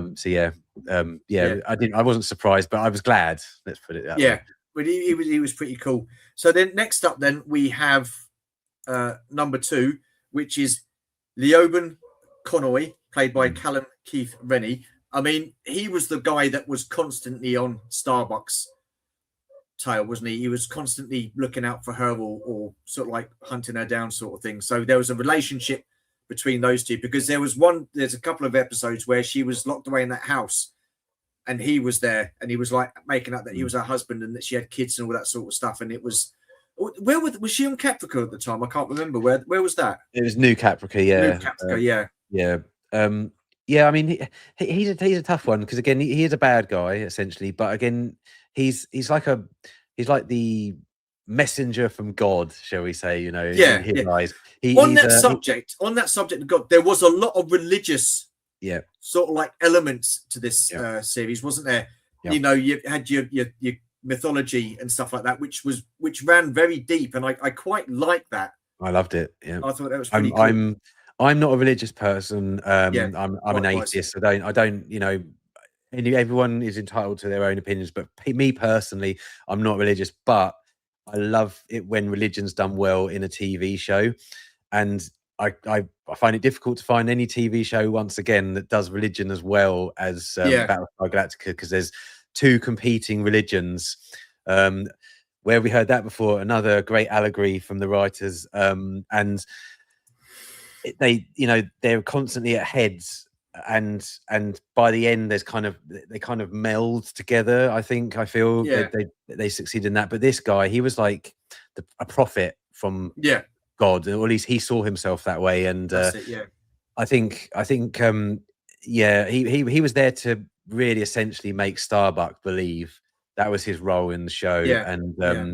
He did, the way he went about it was nefarious and not particularly nice. But where did they first meet up with him? Was it on that station at the end?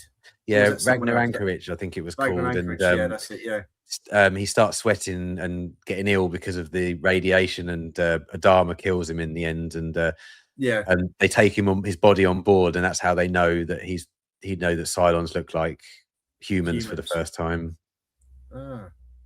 That's I thought he was pretty cool. Next up, then we have number 3. That is Deanna Beers, played by Lucy Lawless.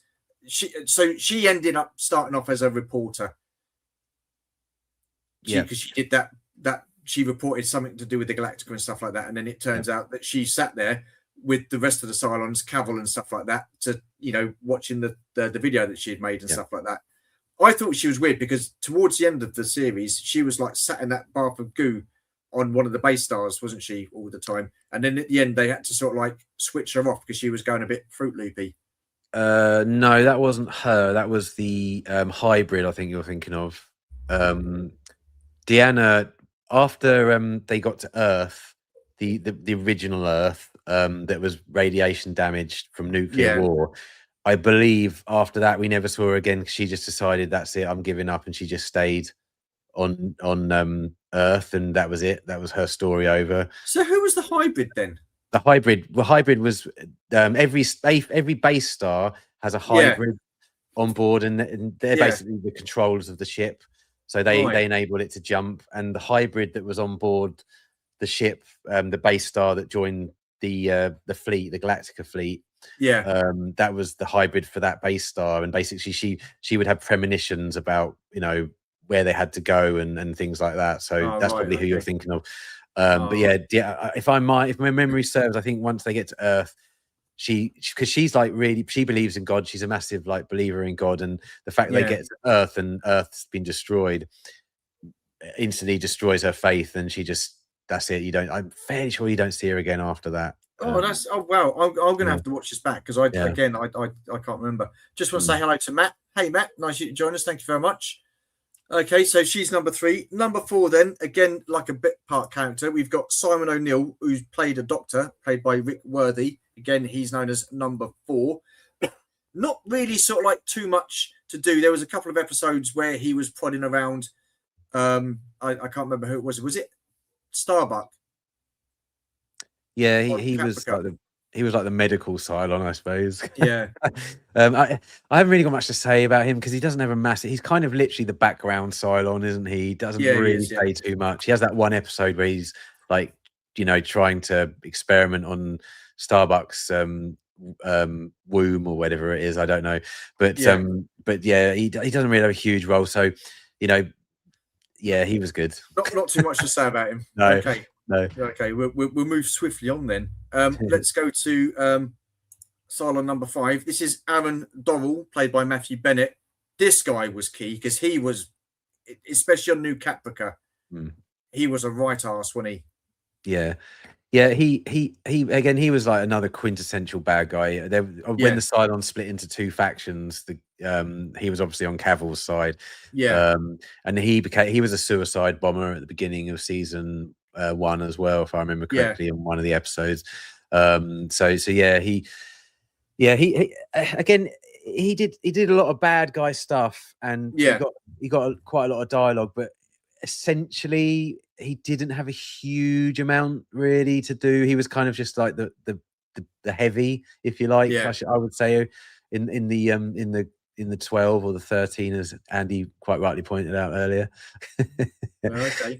But there were 13 Cylons, because I think the original Cylon Cavill killed when he was a child, if I remember correctly.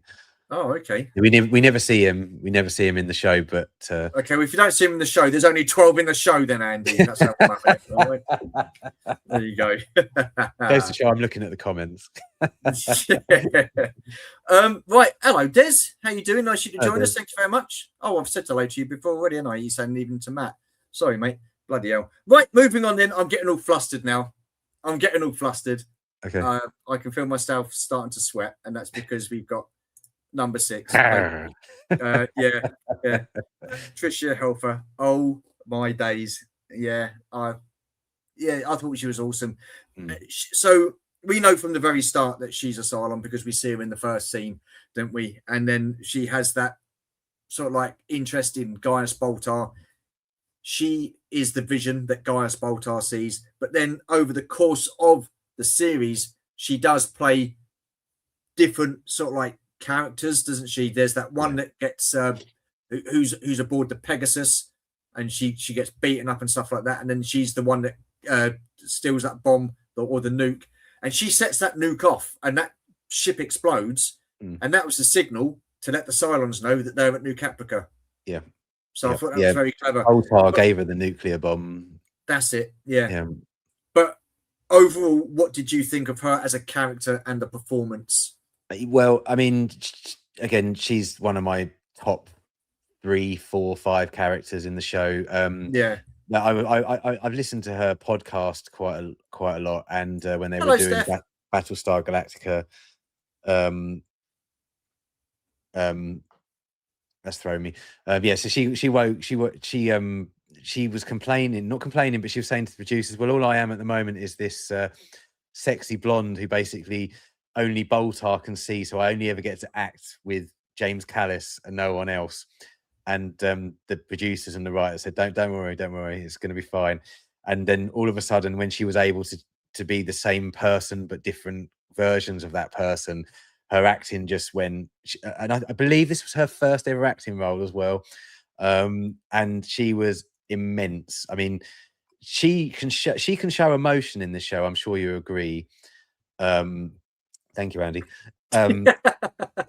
She can show emotion on her face, like unlike a lot of actors who have been doing it for 40 years. It's incredible what she could do as an actress. And yeah, absolutely love. I mean, I'm an old romantic at heart, and I always wanted at the end for Caprica 6 and Boltar to finally get together at the end of the show, because that's how they started when we first saw them in the mini series. And I was so happy that they did that, because that was my favorite version of her character, not Head 6 or any of the other 6s that we saw. So yeah, I was I'm rambling. Please take over. But yeah, I love. No. I mean, she was seducing Boltar, wasn't she, into doing what she wanted him to do, like give him the codes to the main military, the mainframe and stuff like that. So, but it was refreshing to see her play those different characters as well, different versions of 6, because it just meant that she, like you say, had that opportunity to expand her acting with different people and stuff. I just think, I thought she was awesome, and she was the only one person that I've met that's an actor or whatever that's made me feel all weak at the knees and stuff like that. So hello. Yeah, fantastic. Right, moving on then. So we've skipped 7 because we don't know who 7 is. It was one of the final 5. So we go on to number 8, and this is Grace Park. So she was number 8. She was Sharon Boomer Valeri, and she was also Sharon Agatha Anthena Agathon. So this Cylon bore a child. What did you think of her performance? Again, Grace Park, we've sort of like touched on her earlier, but had the different versions of Grace Park in the show. I mean, there was only really 2 main ones, wasn't there? There was Athena, and then there was Boomer. And I mean, Boomer was, depressive, angry, angry at her lot. She had this family, this fleet, and she lost it, and it wasn't her choice. It was because she was a sleeper agent, and she had no say in any of it. And she resented the fact that, I think she still wanted to be back in the fleet, and she hated the fact that Athena had got what she didn't have, which led to obviously the troubles with the child, Hera. Wasn't it Callie who shot Boomer? Callie shot Boom. Shot Boomer. Yeah. Sorry, I've got. Right. Sorry, I'm looking at the comments. We need to sort this out. Right. What are you looking at? Where are we going? Number 3 was woken up because she knew who the final 5 were. But 5.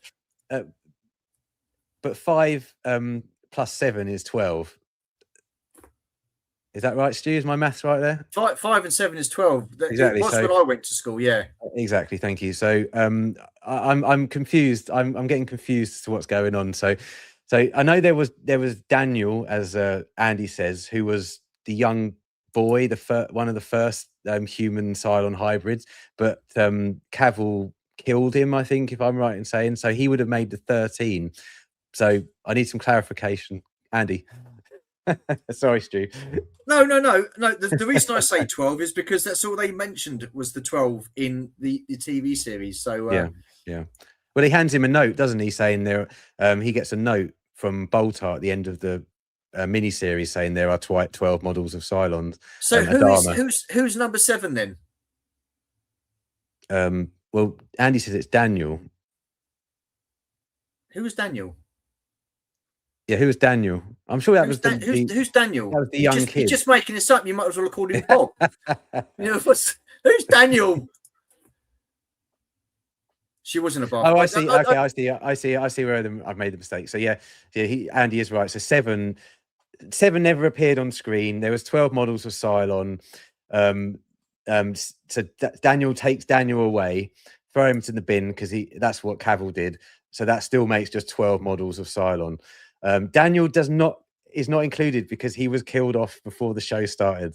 There we go, sorted, done. Yeah. Oh, look at this! I still believe that Starbuck's father was a Cylon and Starbuck was a hybrid like Hera. Wow. Look! Oh God, Cavill was jealous of Daniel and ruined him off screen. Well, exactly. There you go. That's no good, is it? That one. I want to see it. Bath of Goo. Is that like a gunge tank from Noah's House? Yeah, something similar. Yeah. So she ended up getting married, didn't she? To Carl Agathon Halo. So yeah. Yeah, I mean, we've kind of covered her mainly, haven't we? So okay. Well, I mean, unless you've got anything to say, no, I haven't. I'm done now on this subject. Okay, good. So what we're going to do is we're now going to move on to the final five. I've got to say, I originally missed that episode when they announced who 4 of them were. So I was gutted, and then my dad, being the mouthpiece that he is, told me who they were, and I was like, "For God's sake, that's fucking hell!" So then I made. Back then, you couldn't just nip back and watch it because it was on.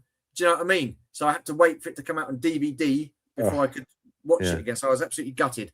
But these are all a very, very big surprise. Colonel Soltai was a Cylon. I mean, what he went through on Caprica 6 on New Caprica, he'd lost his eye. He killed his wife because she was spying.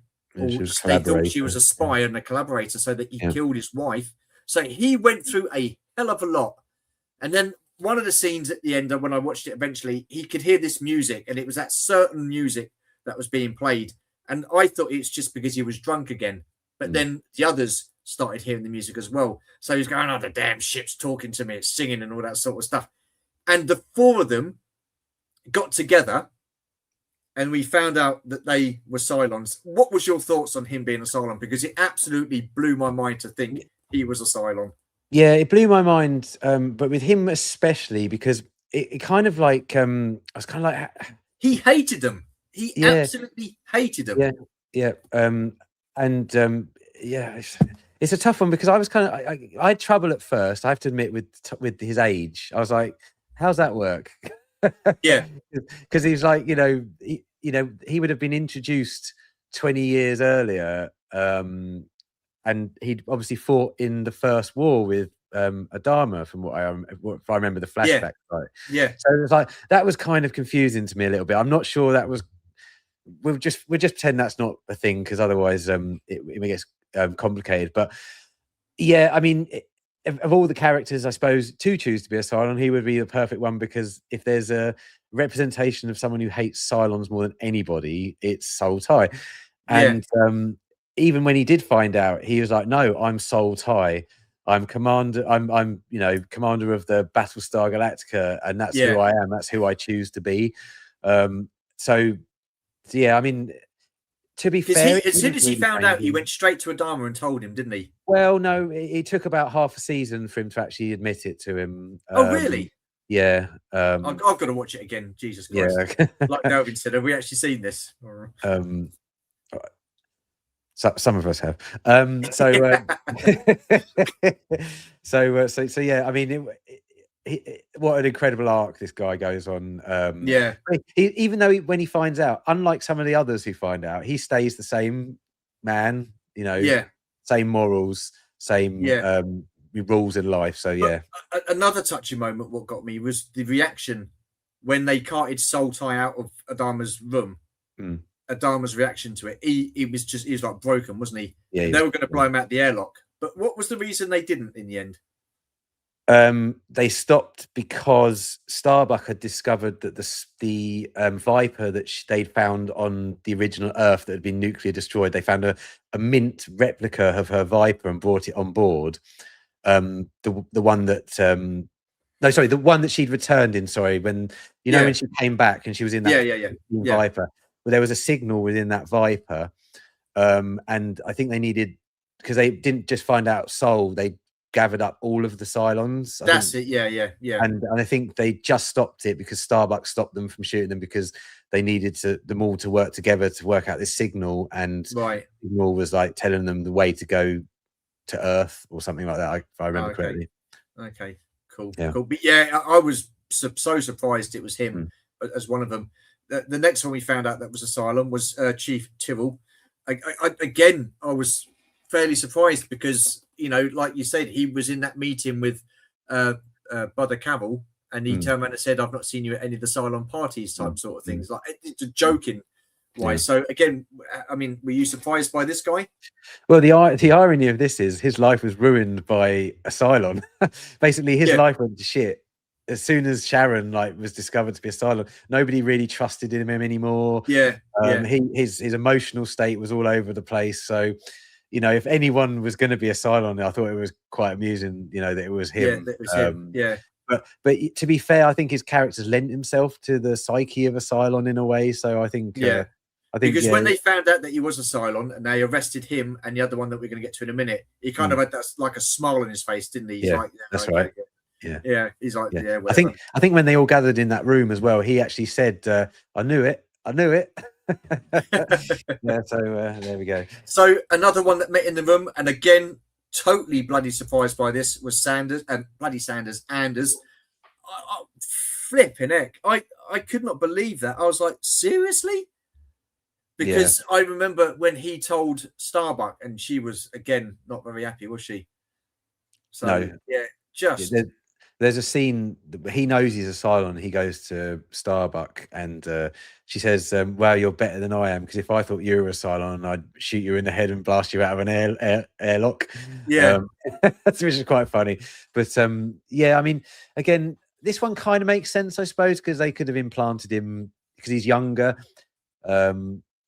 He's a younger character, so it made more sense because so I mean, of all the characters, if you would say, pick a character who you think could be in the final 5, he probably would have been one of my guesses. So I wasn't overly surprised by him. I was pretty surprised, I've got to say. But so in the, I think was it the second to last episode or one of the episodes towards the end, he ended up getting shot. Which caused him a lot of damage. So then he ended up in the bar for goo because, like you said, he was injured in real life. Yeah. And that touching scene, 2 in the goo. Stop it! That's terrible. We're not going to go there, for goodness' sake. I've got that in my head now, you swine. That scene where Starbuck's saying goodbye to him. And then they leave the ship, and then all the ships sort of like they're programmed and they're set course to fly into the sun, so that the technology can't be used and stuff like that, and they can't be found by anybody. I just, again, that was just a touching moment as well. I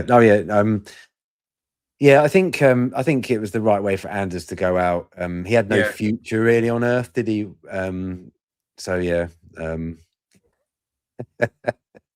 Cheers, Georgie. I don't. Again, I wasn't surprised. I don't think. Of course. Oh yeah, that's a really good point. Yeah, because she goes into that thing, doesn't she? And then she says, "Oh, you," like that. So I don't know who she saw. It must have been one of them. But go on. You were going to say. Yeah, no, I mean, I wasn't overly surprised it was him because obviously we knew it was going to be 5 people that we had seen before, or we were regular characters. Been any of them. Yeah, it could have been any of them, and it was such an expansive cast. But I wasn't, of all of them, he was the one I wasn't least surprised about. Yeah. Okay. What about this one then? This is Tori Foster, played by Rika Sharma. So she was Laura Rosling's aide after Billy was was shot and killed. So what did you think of her as a character? I mean, because she was the one who blew Kelly, or got Kelly killed, wasn't she? Where she opened up the hatches and she got sucked out into space. And then when they were sitting around and they were doing that mind meld thing or whatever it was they were doing, they were told to focus and stuff like that. Whatever you see, you need to focus. She was shitting herself because she knew what was coming. Yeah. And then that was when Tyrrell saw what had happened with her and Kelly, and then he just like ended up grabbing her and breaking her neck. Yeah, he just lifted her up and snapped her neck and threw her down. Yeah. I think to be honest with you, she reminded me a bit like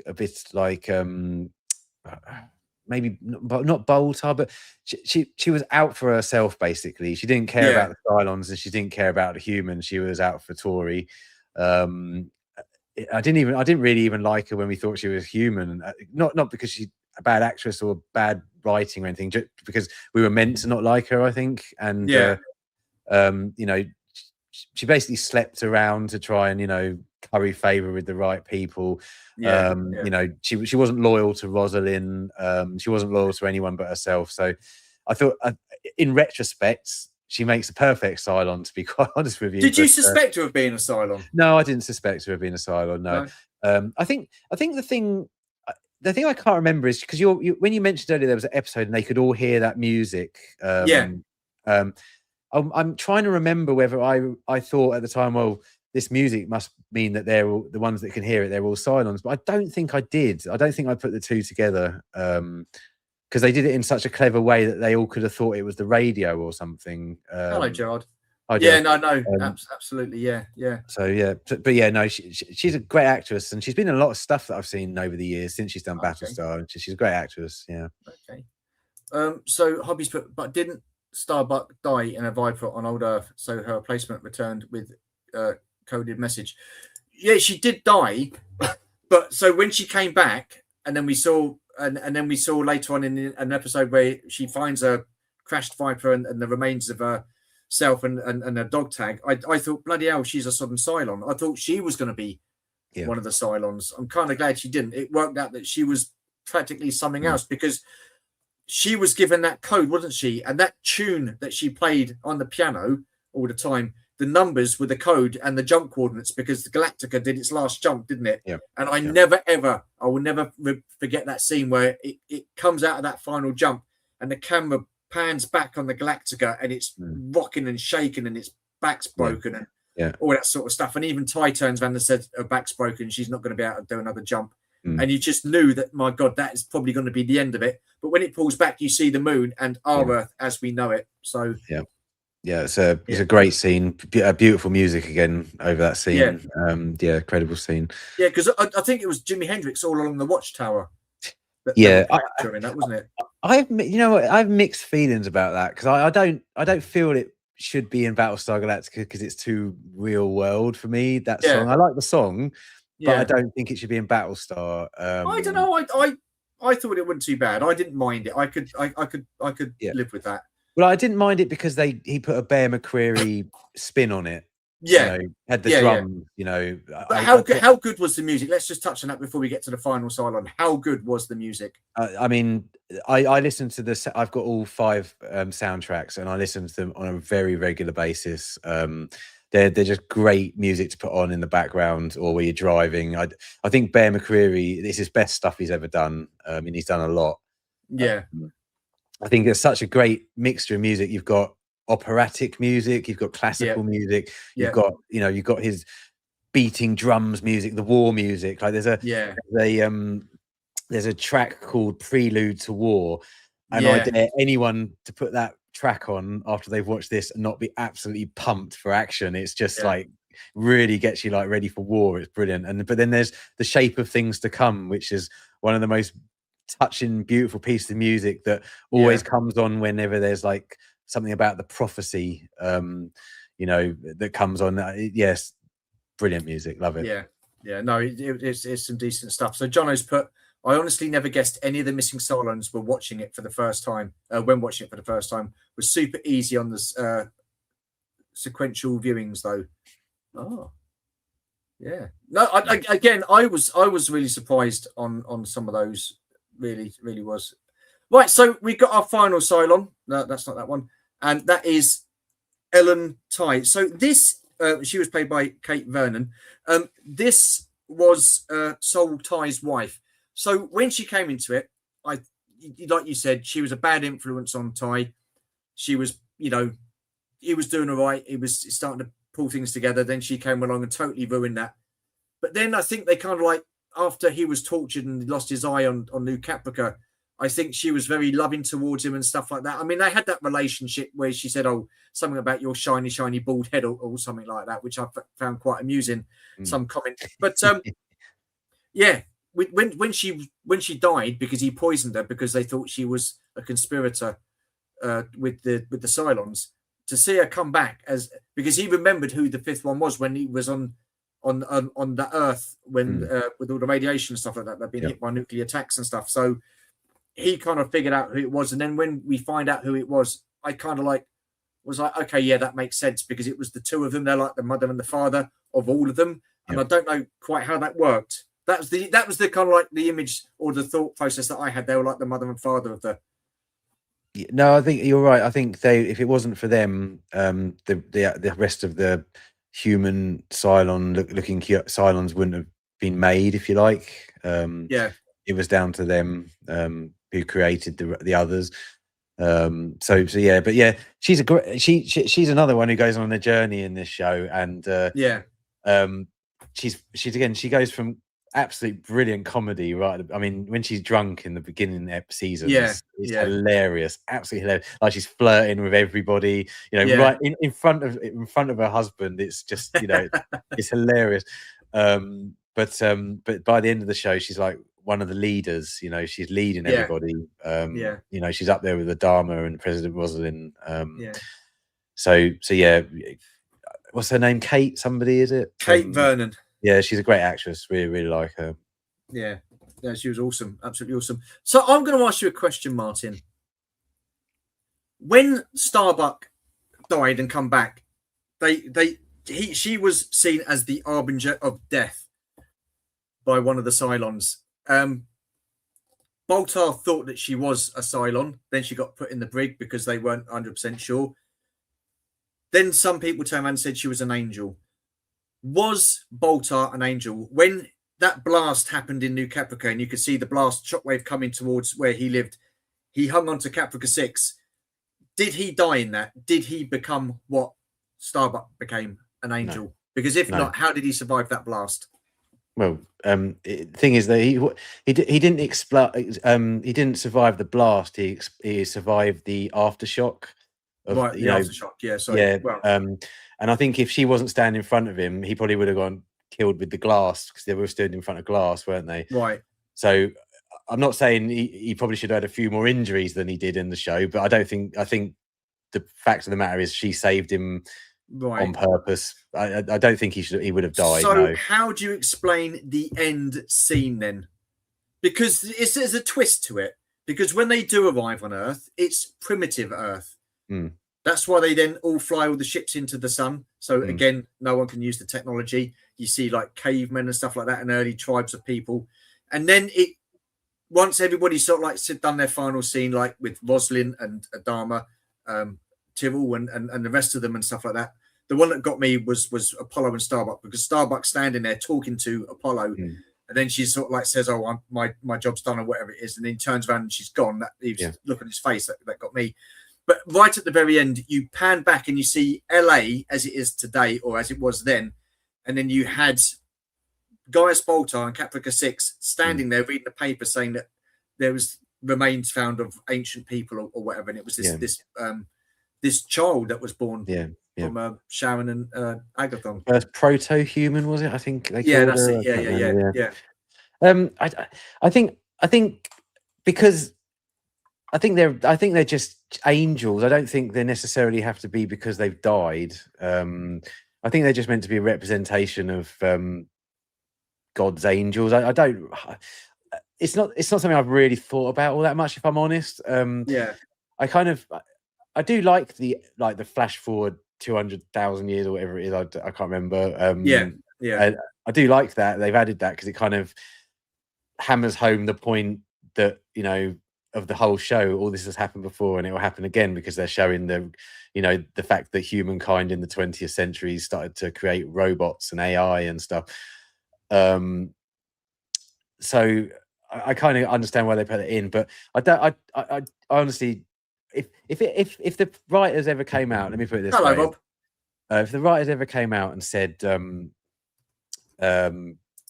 yeah, Boltar did die, Hi. and he was an Yeah, angel the whole time," I would be really disappointed, and it would actually lessen my love of this show oh quite really? considerably. Yeah, because if you think about it, everything he Please don't goes come out through and in say that that. show, and it turns out he wasn't really like there anyway, it would. Yeah, I don't know. So I genuinely don't think that's the thing. I just think that ending was like, oh, let's do a flash forward and let's use Head Six and Head Boltar yeah, as like the characters to sort of explain where we are in the world yeah, today. yeah. That's all I think that is. Okay, okay.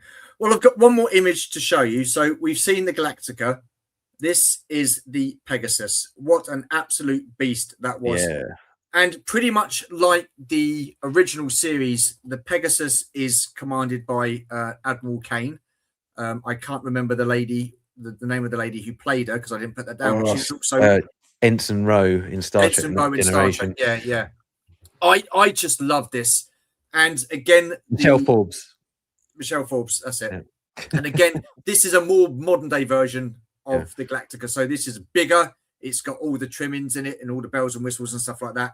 And I think Adama was going to sacrifice himself and the Galactica, wasn't he? So that the Pegasus could get away with Lee and the other crew members on there. Yeah.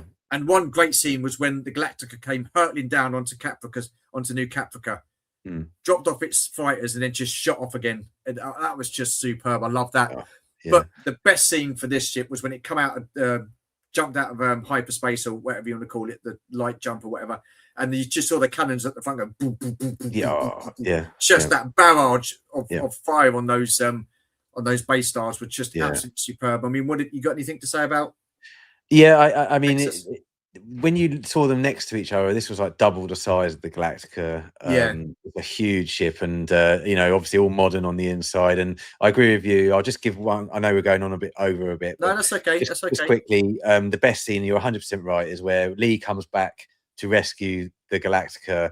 Yeah, completely empties the ship and just rams it into the two base stars and helps them escape.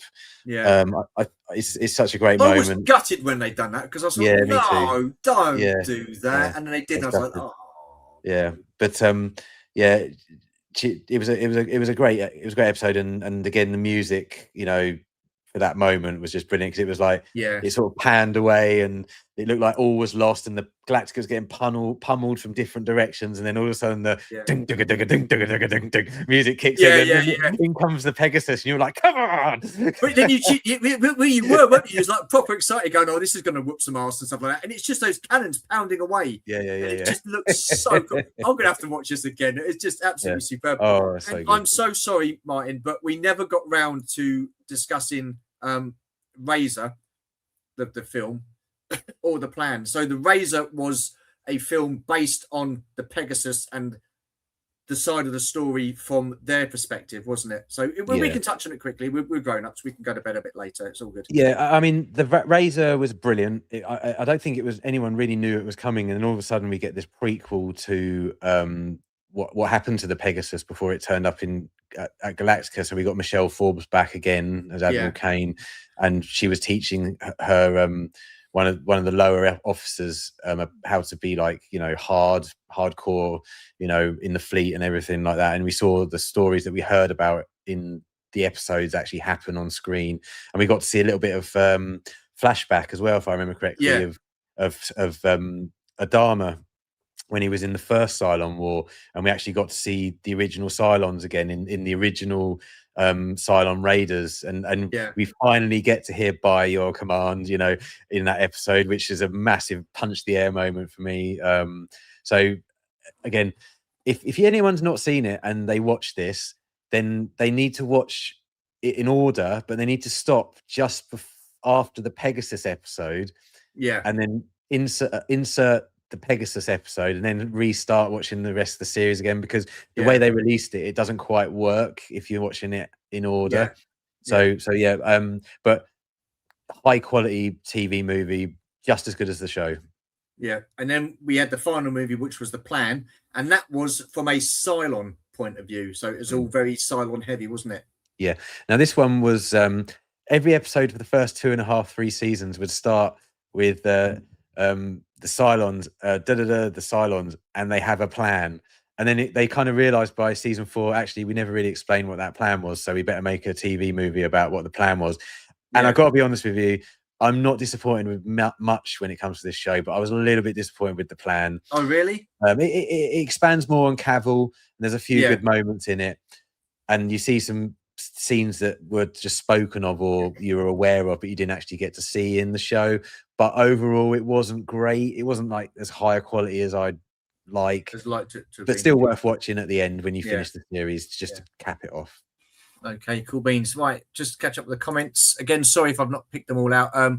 Would have to rename the series if they did Battlestar Galactica to Battlestar Pegasus. Yeah, they would have done. Good point. They could have both made it out of there. Yeah, they could have done, but I think that Pegasus was sacrificed in the original series, wasn't it? Well, we led to believe it was sacrificed because we didn't actually see what had happened to it. But I think there's a lot of elements in this new series that were taken from the original series. I mean, when they were having the Galactica at the beginning, they had it as like a museum and had the flyby, and it was to the music of the original Battlestar Galactica. I thought that was pretty cool. So then you had Richard Hatch in it as well, which was nice. You had the old Vipers in it, which was nice. You had the old Cylon models, the Centurions, which eventually came into it, which I thought was nice. Overall, I would give this show a 10 out of 10. What about you? Yeah, I mean, it's one of my favorite TV shows of all time, and I was reading up about the top. I think it was the New York Times put this as one of the top 20 shows of the last 30 years. So, you know, you could argue, what does the New York Times know? But I mean, it's quite a quality publication, isn't it? So yeah, you know, they've said that this is one of the best shows since Sopranos, and you know, we all know how good the Sopranos is. So I don't know, I didn't watch it. Oh my god, I've not watched it. Anyway, moving on. Andy says, I love that they kept a lot of the civilian fleet models. Yeah, they did. So there's a lot of familiarity there. We've come to the 2-hour mark. Don't want to go too much over, but I just want to say a huge thank you, Martyn. This has been a long time coming. We have talked about this for a long time. To finally talk about it, I really do want to go back and watch the series now. So I'm trying to persuade Stu, everybody, that we watch an episode and then we record like a little mini review of each episode, so we could do a rewatch together. So if you think that's a good idea, bombard Stuart's Instagram account. And I think Andy wants to do a rewatch as well, so we could do it. Oh, does he? Oh, well, if I'd have known Andy liked Battlestar Galactica, he probably did tell me. I probably wasn't listening, but he could have joined us. Maybe you could join us another time. Stu, you should watch Sopranos. Yeah, I know there's lots of things I need to watch, but there you go. What Steph said. Cheers, Jono. Thanks. Right, Martyn, I just want to say a huge thank you. What have you got coming up? Well, I haven't got anything coming up, but a certain beautiful wife of mine has a video coming out on Friday about a new collection room that she's been putting together. Yes, I saw the teaser. So yeah, tune in at 5 o'clock on Friday for that. And it's a good awesome one. Look forward to that. I don't know what I've got coming up. I'll probably chuck a video out by the end of the week, I'm sure. I don't know if I'm going to be doing another live stream next Tuesday. I've got nothing planned at this moment, but I know long term we've got the music quiz coming up. So I've got everybody that I need for that, 24 people. So looking forward to that. I just want to say a huge thank you once again to Martyn and to everybody in the chat. And for those of you who watched and didn't comment in the chat, if you do watch and you want to say hello, feel free. You know, we don't bite. Well, I don't anyway. Other people do, but there you go. But yeah, thanks a lot. Take care. Stay safe, and we'll see you soon. Bye for now. And I don't look too bad without the eyebrows. I don't think anybody noticed. So say we all. So say we all. Yeah. Who said that? No, I just said it. Oh, right. Okay. I thought you said someone in the live stream said it. But there you are. Right. Thank you. Goodbye. Take care. See you soon.